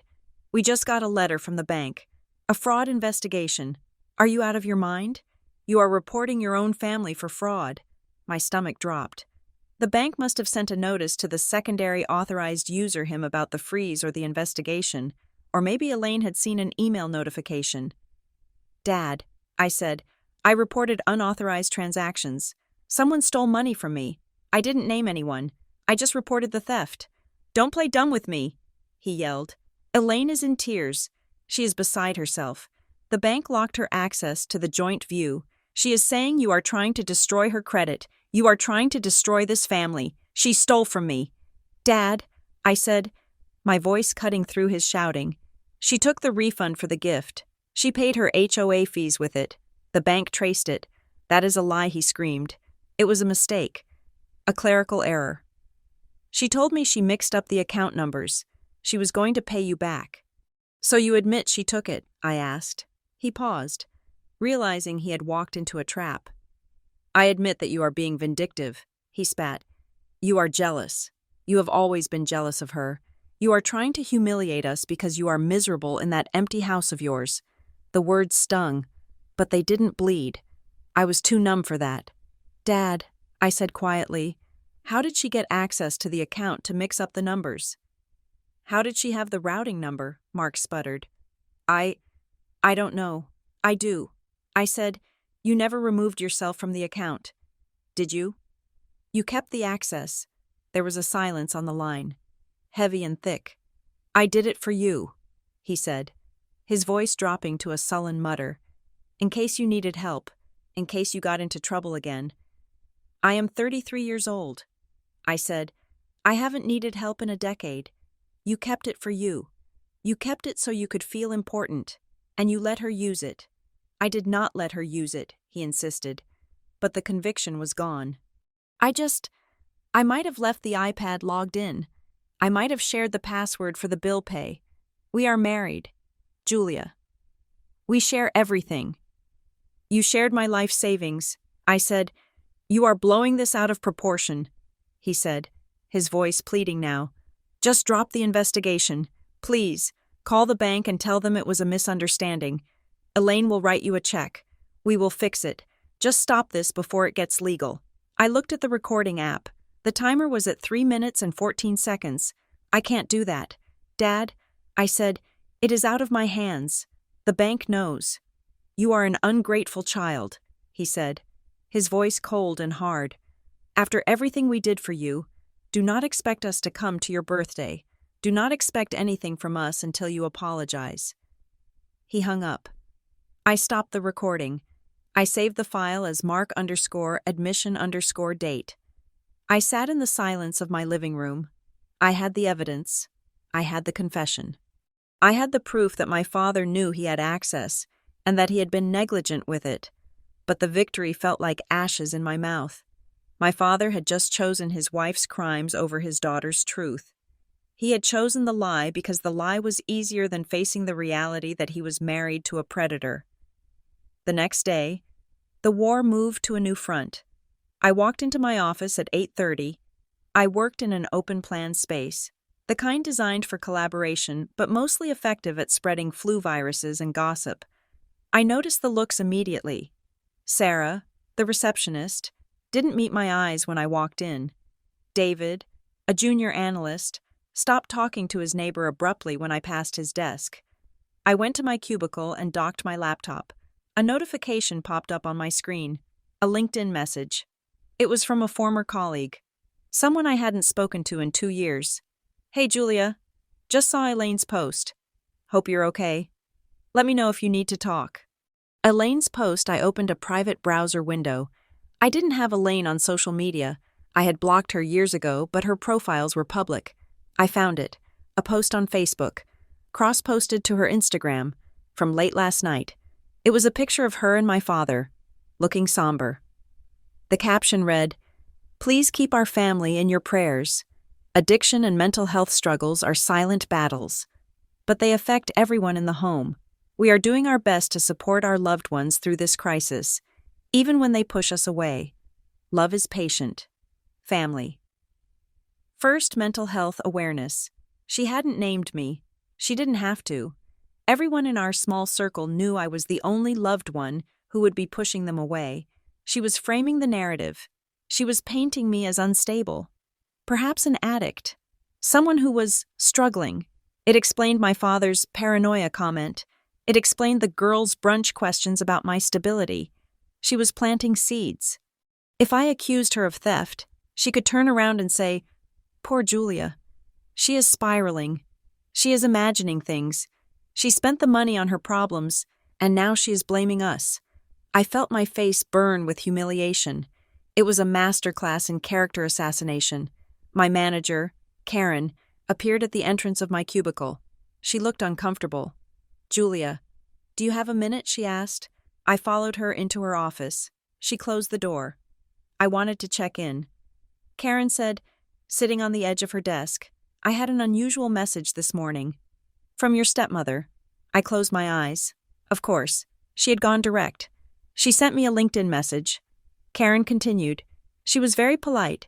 She said she was worried about you. She asked if you had been showing signs of erratic behavior at work. She mentioned you were under a lot of financial stress and might be overwhelmed." I took a deep breath. I dug my fingernails into my palms to keep from shaking. "Karen," I said, keeping my voice level, "my stepmother and I are currently involved in a legal dispute regarding identity theft and financial fraud.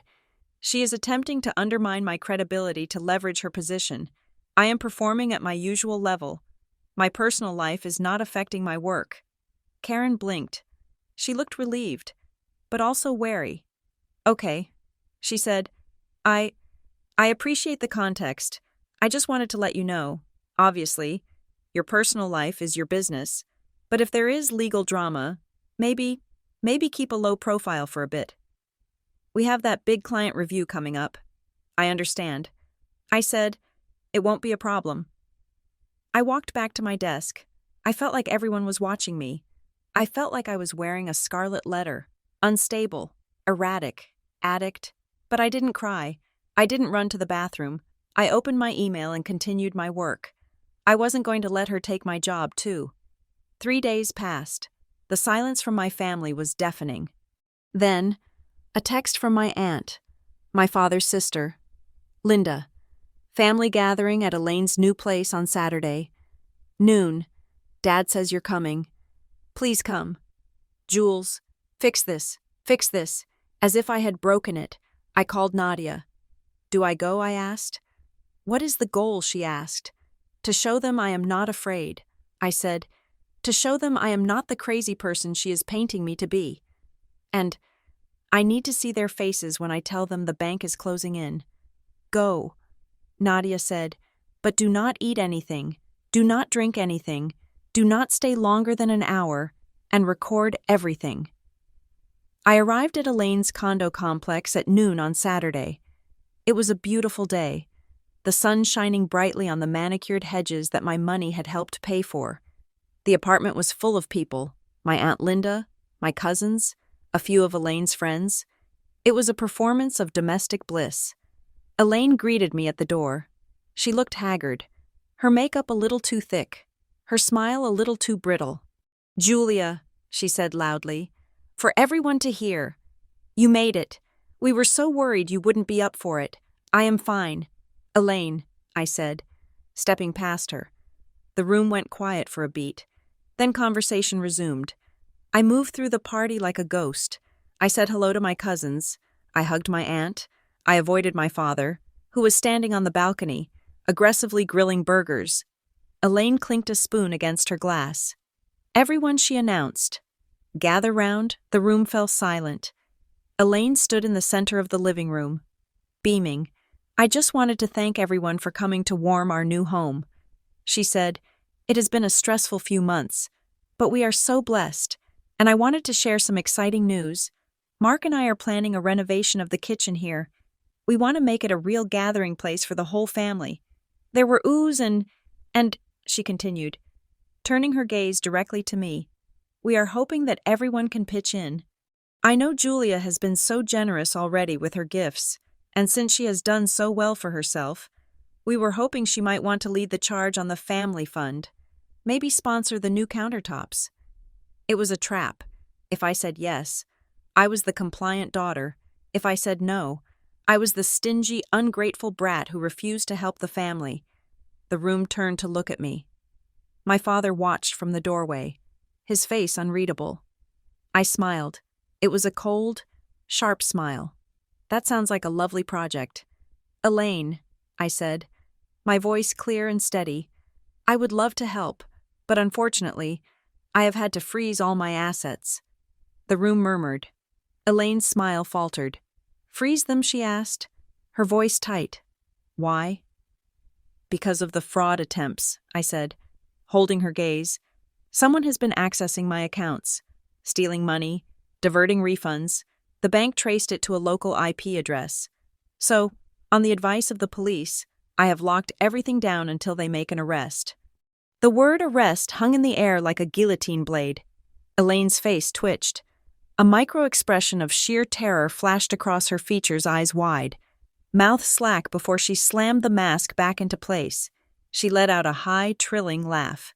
Oh, Julia, she cried. You are being so dramatic. The police really. It is probably just a computer glitch. You always assume the worst. I didn't laugh. I don't think it is a glitch. Elaine, I said, the investigator has the transfer logs. They know exactly where the money went.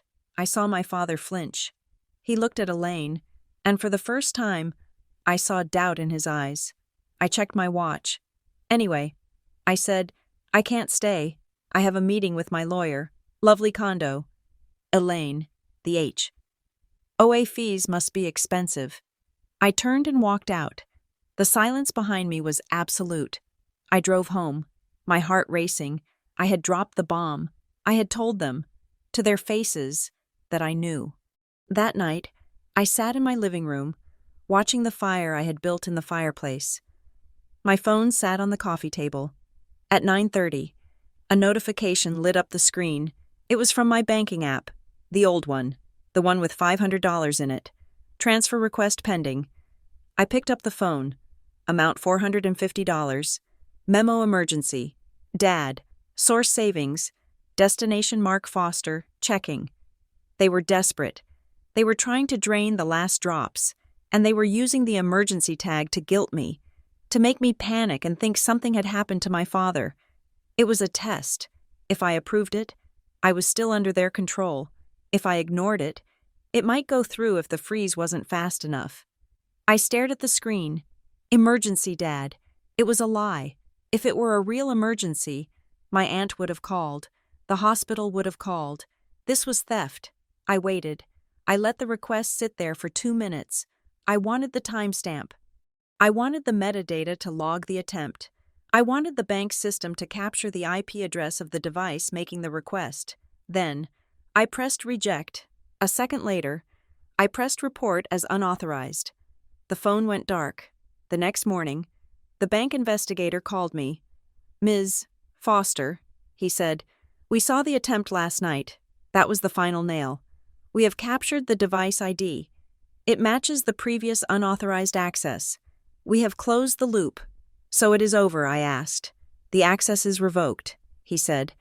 We have completely severed the link. Your father and anyone using his credentials is locked out permanently. We are restoring the funds from the refund diversion today. I let out a breath I felt like I had been holding for a month. However, he continued, given the amount of money involved, and the clear pattern of identity fraud, the fake email, the spoofed account, the repeated attempts, the bank's policy requires us to flag this for law enforcement review. He paused. Usually, in family cases, we leave the final decision to the victim. If you want to pursue criminal charges, we will hand over the entire file to the district attorney. The evidence is sufficient for prosecution. If you choose not to, we will simply close the internal investigation and ban the individuals involved from banking with us ever again. He waited. Ms. Foster. Do you want us to forward the file to the police? I stood at the window, looking out at the mountains. If I said yes, I would be the daughter who sent her stepmother to jail. I would destroy my father's reputation. I would blow up the family forever. If I said no, they would get away with it. They would keep the house, the image, the lies. They would just find another victim. I held the phone tight. I need a moment to decide. I said, "Take your time," he said. "But once you pull the trigger, you cannot unpull it." I hung up. I was at the crossroads. Behind me was the role of the dutiful, victimized daughter. Ahead of me was a scorched earth. I looked at the folder on my desk labeled evidence. It was thick. It was heavy. I picked it up. The decision to walk into the police station felt less like a choice and more like a surrender to gravity. I sat in the plastic chair of the waiting room, clutching the binder I had named evidence, feeling the weight of it on my knees. The air smelled of stale coffee and floor wax. I wasn't here to send my father to prison. I wasn't here to see Elaine in handcuffs. Though a dark, bruised part of me relished the image, I was here to create a timestamp. I was here to draw a line in the sand that was made of ink and official letterhead. A line that said, "This happened." I did not consent. I chose the middle path. Not total nuclear war, but not peace, either. I was filing a report for identity misuse and theft by deception. It was a formal record. It was the only way to stop the gaslighting. Ms. Foster, I looked up. A detective stood in the doorway. He was older, with a weary face and a suit that had seen better days. He held a clipboard like a shield. "I am Detective Miller," he said. "Come on back." I followed him into a small, windowless interview room. He sat down and sighed, opening a blank form. "So," he said, clicking his pen, "you want to report a theft. How much was taken? $800 in a refund diversion," I said, my voice steady, and unauthorized access to a savings account containing $42,000, though the larger transfers were blocked. Detective Miller stopped writing. He looked at me over his reading glasses. "Who took it?" he asked.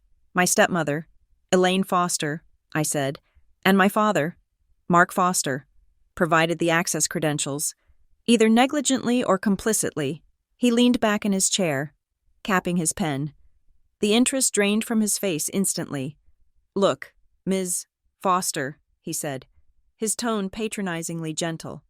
"I am going to stop you right there. Family disputes over money. That is a civil matter. If you gave your dad access 10 years ago, and he shared it with his wife, that is not a crime. It is a domestic disagreement. You need a mediator, not a detective." I knew he would say that. Nadia had warned me. They will try to dismiss it as a family squabble. You have to show them the fraud. I opened my binder. I didn't argue. I just slid the first document across the metal table. "This is a log of the device that accessed my account," I said. "It is an iPhone 15 Pro. I do not own one. My father does not own one. Elaine Foster does." Miller glanced at it, unimpressed. Next, I slid the refund confirmation. "This is a refund for a product I purchased." I continued. The refund was not returned to my card.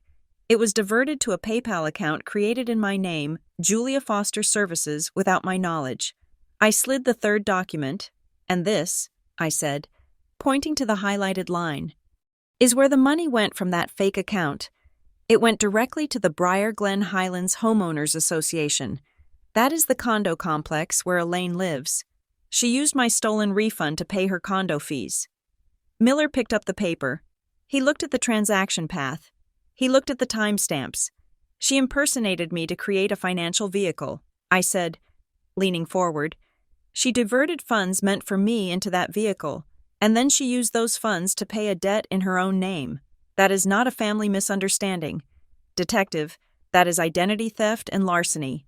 Miller was silent for a long moment. He studied the HOA payment record. The connection was undeniable. It wasn't messy. It was a clean, straight line from my loss to her gain. He uncapped his pen. "Okay," he said, his voice different now, sharper. "Start from the beginning, and do not leave anything out." I spent 2 hours in that room.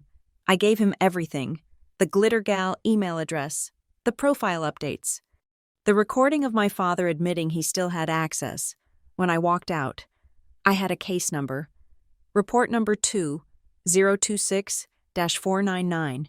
It wasn't a conviction, but it was a shield. As I drove home, my phone rang. I glanced at the screen. expecting my father again, but it was a local number I didn't recognize. "Hello, hi. Is this Julia Foster?" a man's voice asked. Upbeat, salesy. "Yes." I said, guarded. "Hi, Julia. This is Kevin from Summit Pine Lending.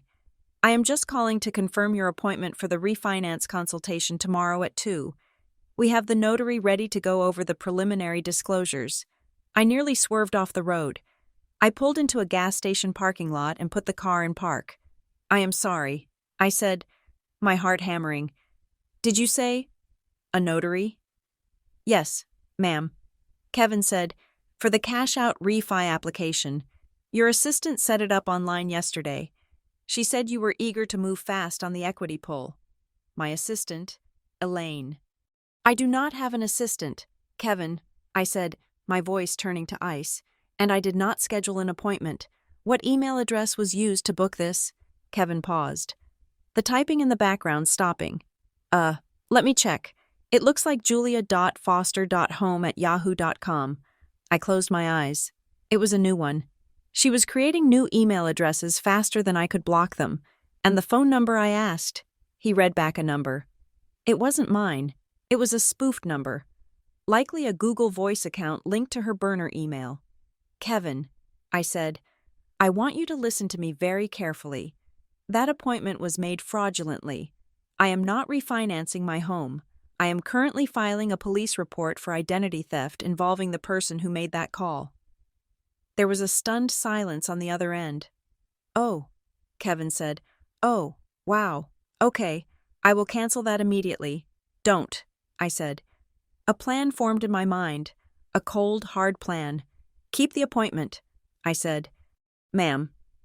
"Keep it on the books," I said.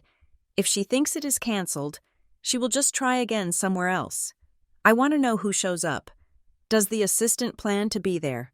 "Well, the notes say the assistant, Elaine, would be attending to help with the paperwork since you are, the note says you are bad with details." Bad with details. The narrative again. "Okay," I said, "I will be there." But not to sign. I hung up. My hands were shaking. But not from fear. From rage. They were trying to cash out my house. They were trying to take the 40% equity I had put down my life's work and siphon it off before I even made my second mortgage payment. I called Nadia. "We need to send the letter," I said. "Now." We drafted the cease and desist that afternoon. It was brutal. It accused Elaine Foster and Summit Pine Lending of conspiring to commit mortgage fraud. It demanded an immediate halt to all inquiries. But the letter to my father was the hardest. "Dear Mark," it read, "effective immediately. Any further attempt to access, view, or manipulate Julia Foster's financial accounts will be treated as financial abuse of a vulnerable adult. While you are my father, you are also a compromised security vector. If you share your credentials with Elaine Foster again, you will be named as a co-conspirator in the criminal complaint." I signed it. I sent it via certified mail. That evening, the storm broke, literally. A cold rain lashed against the windows of my bungalow, turning the world gray and blurry. I saw the headlights cut through the rain before I heard the car. My father's sedan pulled into my driveway. I watched him from the living room window. He sat in the car for a long time. Finally, he got out. He wasn't wearing a coat, just a soaking wet cardigan. He looked old, defeated. He walked up to the porch and knocked. Not the authoritative pound of a father, but a tentative, pleading tap. I opened the door. He stood there, water dripping from his nose, his glasses fogged up. "Jules," he choked out. "Come in," I said. He stepped into the entryway. Shivering, I didn't hug him. I couldn't. "I got your letter," he said, his voice breaking. "Financial abuse. Co-conspirator Julia. I am your dad." "Then act like it," I said, leaning against the wall, crossing my arms to hold myself together. A dad protects his daughter. He doesn't hand the keys to the burglar. I didn't know he cried, wiping his eyes. "I swear to you, I didn't know she was doing the refund thing. She just told me she was handling the finances. She said she wanted to help you manage the house costs. I am not good with the tech. Julia, you know that. I lose my passwords. I let her handle it. I looked at him. I saw the fear in his eyes. He was terrified of losing me. Yes, but he was more terrified of her. He was terrified of the conflict. He was a man who had spent 12 years buying peace by selling pieces of himself. And now he had sold a piece of me. Ignorance is not a defense. Dad, I said, not when you are the one signing the forms. You knew she was asking about my equity. You saw the sticky note in the attic. He flinched. You went in the attic, I went to find the truth. I said, and I found the forgery kit. He slumped against the door frame, covering his face with his hands. She said we needed to be ready, in case you crashed. She said you were overextended. She said we needed to be able to bail you out if you lost the house. So you were going to take the equity out to save me, I asked, my voice incredulous. By stealing it. It sounds crazy now. He wept, but she made it make sense. She always makes it make sense. I looked at him, a wet, broken man, and I realized the tragedy of it. He wasn't evil. He was weak. And in some ways, that was worse. Evil you can fight. Weakness just drags you down with it. You have to leave. Dad, I said softly. Julia, please. You have to leave. I repeated. I filed a police report yesterday. He looked up. His face drained of color. You really did it. I had to. I said, you gave me no choice. He turned and walked out into the rain. He looked like a ghost. I locked the door behind him and slid down to the floor, burying my face in my knees. I cried then. I cried for the father I wished I had, the one who would have stormed Elaine's condo and demanded she stop. But that father didn't exist. Only Mark existed. The next morning, I woke up with a headache that throbbed behind my eyes. I made coffee and sat down at my laptop. I needed to understand why. Why was Elaine so desperate? They had money. My father had a pension. Elaine had her own savings, or so she claimed. Why risk prison for a few $1,000s here? A refinance there. I went to the county clerk's website. I searched for the property records on Elaine's new condo in Briarglen Highlands. The deed popped up. Purchased 4 months ago. And then, I saw it. A document filed 3 weeks ago. Notice of intent to lien. Claimant Briarglen Highlands, HOA. Amount due. $3,200. She was behind. Way behind. I dug deeper. I checked the court records for civil suits. There was a judgment against her from a credit card company 6 months ago. $5,000. Unpaid. I sat back, the coffee turning cold in my mug. She wasn't rich. She was drowning. The expensive coats, the condo, the girls' brunches.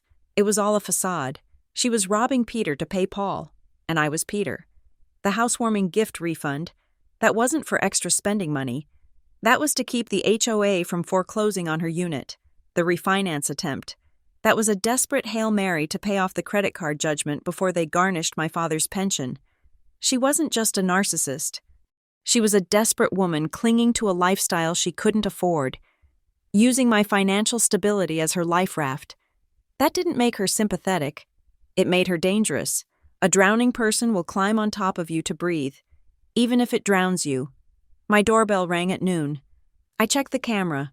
It was a courier. I opened the door. He handed me a rigid cardboard envelope. Sign here, he said. I signed. I took the envelope into the kitchen. The return address was just E. Foster. I opened it. Inside was a cashier's check. It was made out to Julia Foster. Amount $650. There was a handwritten note clipped to it. Julia, Mark told me you are confused about the refund. There was a mix-up with the accounts. Here is the money back. I rounded down for the installation fee since the guy did come out. Let's put this behind us. Love, E. I looked at the check. The memo line was filled out in Elaine's sharp, angular handwriting. Memo gift. I stared at the word gift. It was a trap. A blatant, legal trap. If I cashed this check, I was accepting it as a gift. Not a repayment, not restitution for theft. A gift. If I cashed this, and then tried to pursue the fraud case, her lawyer would pull up the canceled check image. See, they would say, it was just family exchanging gifts. She accepted the money. There is no victim here. And the amount was wrong. It was short by $150. She was charging me for the installation that never happened. Even in her apology, she was skimming. I didn't cash it. I took a picture of the check. I took a picture of the note. I uploaded them to the evidence folder. Then I picked up my phone and texted Elaine. I received the check. I will not be cashing it. The memo line is incorrect. This is not a gift. This is partial restitution for stolen funds.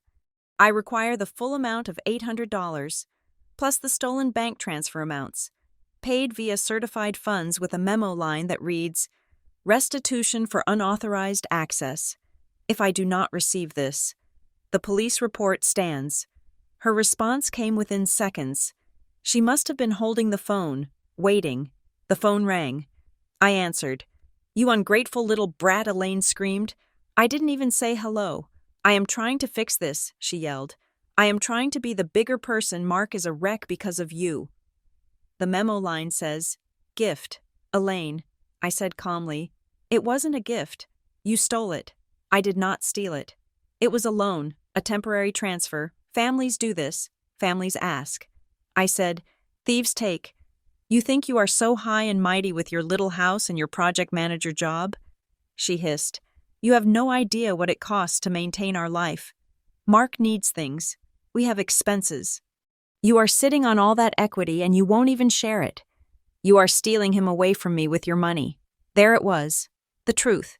It wasn't about the bills. It was about status.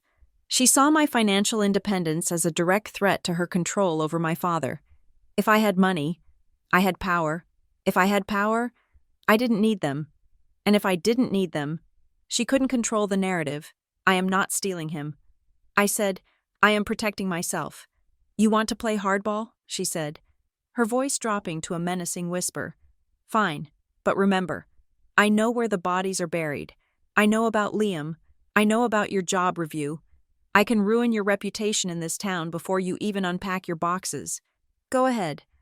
I said, I have a police report number. Do you… I hung up. My hands were shaking again. She was cornered. She was lashing out. I checked the clock. 1:30. The refinance appointment was at 2. She thought I wasn't coming. She thought she could charm the broker, explain away my absence, and maybe, just maybe, get the process started without me. I went to my bedroom. I put on my best blazer. I pulled my hair back into a tight bun. I applied lipstick like war paint. I grabbed the binder. I drove to the office of Summit Pine Lending. It was located in a strip mall next to a dry cleaner. The sign was peeling slightly. It wasn't the high-end firm she had pretended it was. I walked in at 2 o'clock exactly. The receptionist looked up. Can I help you? I am Julia Foster. I said, I am here for my 2 o'clock with David. The receptionist looked confused. Oh, Mr. Pine is in the conference room. I thought your party was already all here. My party. Yes, the receptionist said. Your mother? She arrived 10 minutes ago. I didn't correct her. I just walked past the desk and toward the glass door of the conference room. I saw them through the glass. David, the broker. A man in a cheap suit with a comb-over was sitting at the head of the table, and there was Elaine. She was sitting in the chair next to him, leaning in, laughing at something he said. She looked relaxed, confident. She had a folder open in front of her. I opened the door. Sorry I'm late, I said loudly. The room froze. Elaine's head snapped up. The color drained from her face so fast it looked like a physical blow. Her mouth opened, but no sound came out. David looked up, smiling uncertainly. Ah, Ms. Foster, you made it? Elaine said you might be stuck at work. Did she? I asked, walking to the empty chair at the end of the table. I didn't sit. I placed the binder on the table with a heavy thud. Elaine stared at the binder. She knew what it was. I am glad everyone is here, I said, looking from David to Elaine, because there seems to be a confusion about this application. David sensed the tension. He shifted in his seat. Is everything okay? Elaine was just explaining that you wanted to look at an aggressive cash-out option to do some renovations. I looked at Elaine. She was gripping the edge of the table, her knuckles white. She looked like a trapped animal. Elaine, I said, did you tell David that I authorized this? Elaine swallowed hard. I was just helping. Julia, we talked about this. We did not talk about this. I said, I turned to David. David, I said, I did not schedule this appointment. I did not authorize a credit pull. And the email address used to contact you belongs to her, not me. David looked at his file. He looked at Elaine, but the social security number matches. Because she stole it. I said. I opened the binder. I pulled out the copy of the police report. I slid it down the table toward him. This is police report number 2026-499, filed yesterday. I said, it names Elaine Foster as a suspect in identity theft and financial fraud. It specifically mentions unauthorized credit inquiries. David picked up the paper. His hands were shaking. He looked at the police seal. He looked at Elaine. Ms. Foster, he asked Elaine, his voice trembling. Is this true? Elaine stood up. Her chair scraped loudly against the floor. She is lying, she hissed. She is mentally unstable. This is a family dispute. Mark knows all about it. Does Mark know you are trying to mortgage my house to pay your HOA liens? I asked quietly. Elaine flinched. David stood up too. He closed the folder in front of him. Okay, he said, backing away from the table. Whoa. Okay. I am canceling this meeting. I am canceling this application. He looked at me. Ms. Foster, I am so sorry. We had no idea. I am going to have to call our compliance officer immediately. We cannot be involved in this. He grabbed his laptop and practically ran out of the room, leaving the door open. It was just me and Elaine. The silence was thick, heavy with the smell of cheap cologne and fear. Elaine looked at me. The mask was completely gone now. Her face was twisted into a snarl of pure hatred. You think you are so smart, she whispered. You think a piece of paper scares me. It should, I said. It is going to the district attorney next week if I don't get my money back. She grabbed her purse. She walked toward me, stopping inches from my face. You have no idea what you just started, she hissed, her eyes black with rage. You want a war? You got one. But don't come crying to me when you have no family left. She stormed out of the room. I stood there, alone in the conference room. I was shaking. My knees felt like water, but I was standing. I picked up my binder. I had stopped the refinance. I had exposed her to a witness. I had the police report. I walked out of the office. The sun was shining outside, bright and blinding. I had won the battle. But as I walked to my car, I knew Elaine was right about one thing. The war had just begun, and she wasn't going to go down quietly. She was going to burn everything down on her way out. The invitation came via email, formatted like a summons. It was for a dinner at the Velvet Oak, a restaurant in the city known for its dark wood paneling and 4-course prix-fixe menus. Elaine had booked the private library room. The subject line read, Family Reconciliation and Path Forward.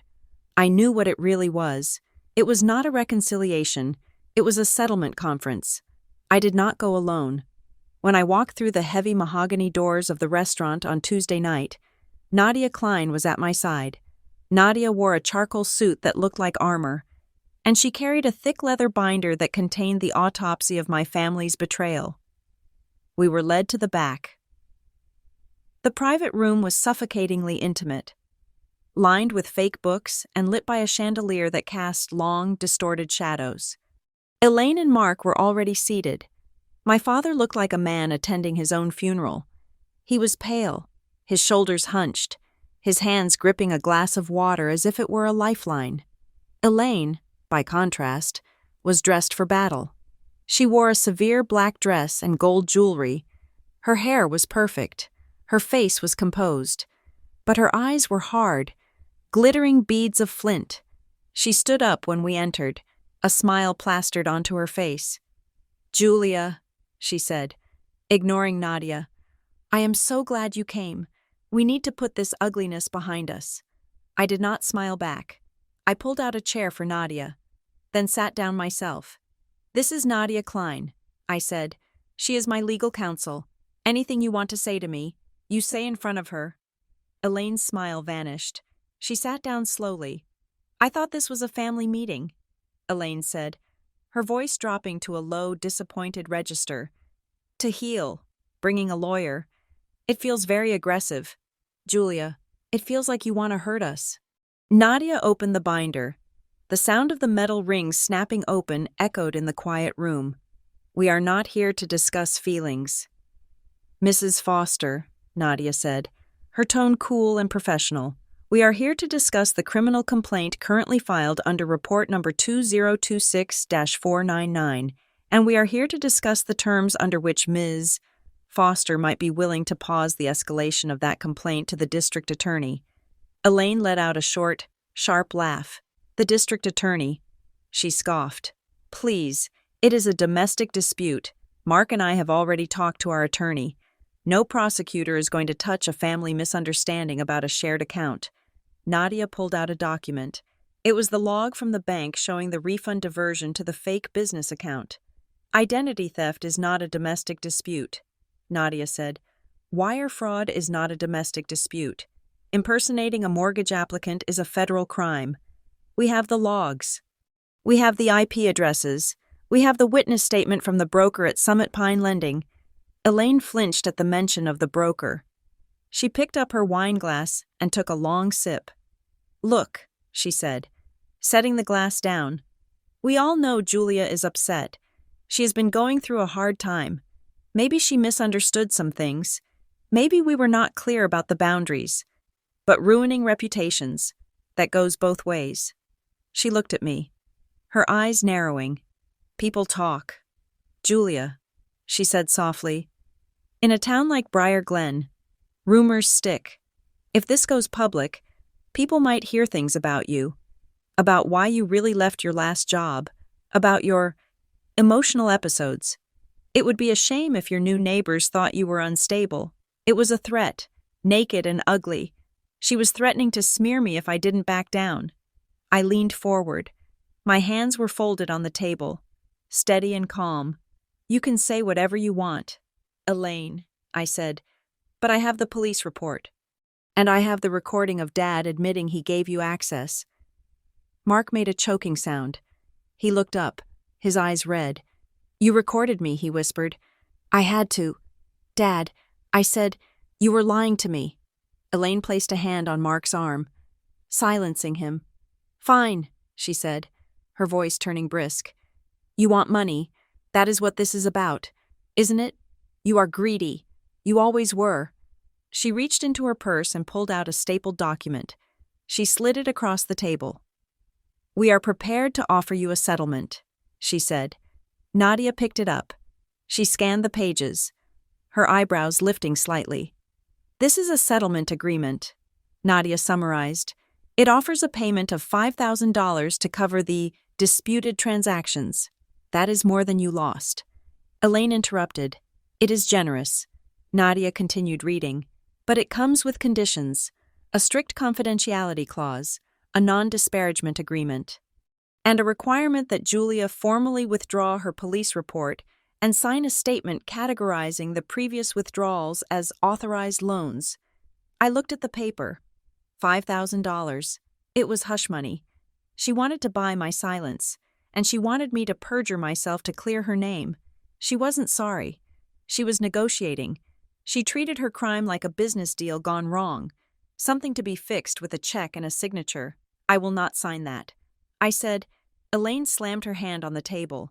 The silverware rattled. Then what do you want? She hissed.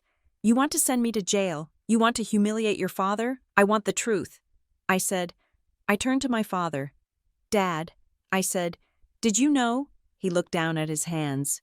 He wouldn't meet my eyes. Mark, Elaine warned. Don't. Did you know she was taking money? I asked again. He took a shaky breath. I knew she was borrowing, he said, his voice barely a whisper. The room went dead silent. Borrowing, I asked. She told me there were issues with the condo fees, he said, looking at the tablecloth. She said her liquidity was tied up. She asked if she could float some transfers from your savings. Just temporarily. She said she would put it back before you noticed. I felt like I had been punched in the gut. You knew. I said, you knew she was accessing my savings account. You knew she was taking money out. I didn't think she would go that far, he pleaded. Looking up at me with wet eyes, I thought it was a few $100s here and there. I didn't know about the housewarming gift. I didn't know about the refinance. I told her to stop, but you didn't stop her. I said, you didn't change the password. You didn't warn me. I wanted peace, Julia. He cried. I just wanted peace in the house. She was so stressed. If I said no, she would make life impossible. I thought I could manage it. I looked at him, and I finally understood. He hadn't just been negligent. He had been a collaborator. He had sacrificed my financial security to buy himself a quiet evening. He had gambled with my future to keep her temper in check. You set me on fire to keep her warm. I said. Nadia cleared her throat. She pulled another page from her binder. Since we are discussing the history of borrowing, she said, we should address the full scope. She placed a spreadsheet on the table. When we requested the full 10-year audit logs from the bank, we found a pattern. Nadia said, it wasn't just the recent transfers. She pointed to a line item from 7 years ago, $200, withdrawal, memo school. She pointed to another from 5 years ago, $300, withdrawal, memo medical. These were small amounts. Nadia said, micro-siphoning, under the radar, timed to coincide with moments when Julia was in transition, moving apartments, changing jobs, times when she might not notice a small dip in her balance. I stared at the spreadsheet. 7 years ago, I was 26. I was broke, eating ramen, trying to pay off my student loans, and she had been stealing from me then. 2. The school memo. The medical memo. She had labeled the thefts to look like expenses I might have had. It was pathological. It had been happening for a decade. I looked at Elaine. She didn't look ashamed. She looked annoyed that she had been caught. You were living at home part of that time. Elaine sniffed. You cost us money. Groceries. Electricity. Why shouldn't you contribute? I moved out when I was 22, I said, my voice cold. Nadia closed the binder. Here is the counteroffer, Nadia said. Option A. The criminal investigation proceeds. We hand this audit over to the fraud unit. They are already very interested in the fake business account. That carries a potential prison sentence for wire fraud. Elaine paled. Option B. Nadia continued. You pay full restitution for every transaction on this list, plus Julia's legal fees, and Elaine signs a sworn affidavit admitting to the unauthorized access and theft. Furthermore, Elaine must be permanently removed from any estate planning documents involving Mark Foster. And Mark must grant Julia power of attorney over his independent assets to ensure no further borrowing occurs. Elaine stared at us. Her mouth hung open. Sign an admission, she whispered. You want me to sign a paper saying I am a thief, yes. I said, I can't do that, she said, her voice rising. It would be public record if anyone saw that. My reputation. The condo board. Your reputation is already gone. Elaine. I said, the only question is whether you lose your freedom too. She looked at Mark. Do something, she shrieked. Tell her she's being crazy. Mark looked at me. He looked at the spreadsheet. He looked at the woman he had protected for 12 years at my expense. He didn't speak. He just slumped further into his chair. Elaine stood up. Her chair fell backward with a crash. I am not signing anything, she spat. You are bluffing. You won't send your own father's wife to jail. You don't have the stomach for it. She grabbed her purse. I am done with this, she said. I am done with you. You are a toxic, ungrateful person. Julia, you deserve to be alone in that house. She stormed out of the room. The heavy door slammed shut behind her, leaving a silence that rang in my ears. I looked at my father. Dad, I asked. He looked up. He looked 50 years older. I am sorry. Jules, he whispered. I stood up. I am sorry too. Dad, I said. I turned and walked out, Nadia following me. We walked through the restaurant, past the diners enjoying their meals, oblivious to the wreckage in the private room. We stepped out into the cool night air. I checked my phone. A notification was sitting on the lock screen. It had arrived 1 minute ago. Security alert. Account recovery attempt. A request was made to reset the password for your online banking profile. Location, nearby. I stared at the screen. She had walked out of the meeting, stood in the parking lot, and tried to hack me one last time. It wasn't just greed, it was a compulsion. She couldn't handle the loss of control. She had to try to get back in. She had to prove she could. I showed the phone to Nadia. Unbelievable, Nadia said, shaking her head. She is digging her own grave. I tapped the notification. Deny. Then I blocked the number. The next morning, the call came from the bank investigator. Mr.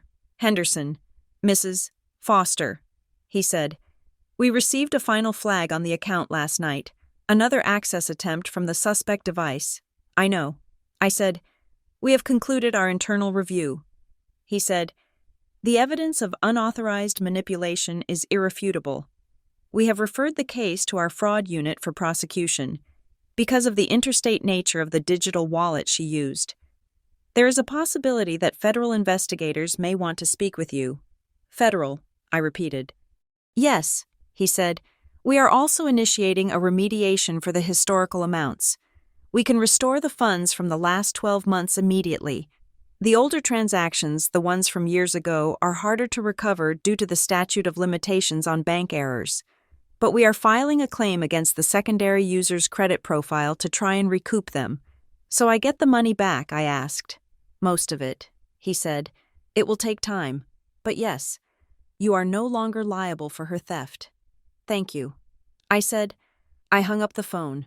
I sat on my front porch, looking out at the aspen trees. The wind was blowing through the leaves, making them shimmer like coins. I was bruised. My family was shattered. My father was a stranger to me now. A man living in a house with a woman who would likely be facing an indictment before the year was out.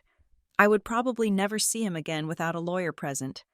The money would come back, not all of it, but enough. I had lost my parents. I had lost the illusion of safety, but as I sat there, feeling the cold mountain air on my face, I realized what I had gained. I had pulled the parasite out. I had closed the door. I had looked the monster in the eye and refused to blink. Elaine had tried to take my house. She had tried to take my future. She had tried to make me doubt my own sanity.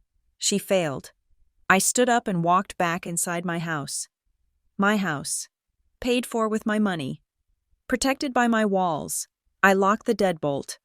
The sound was heavy, solid, and final. I was safe. Thank you for listening to my story.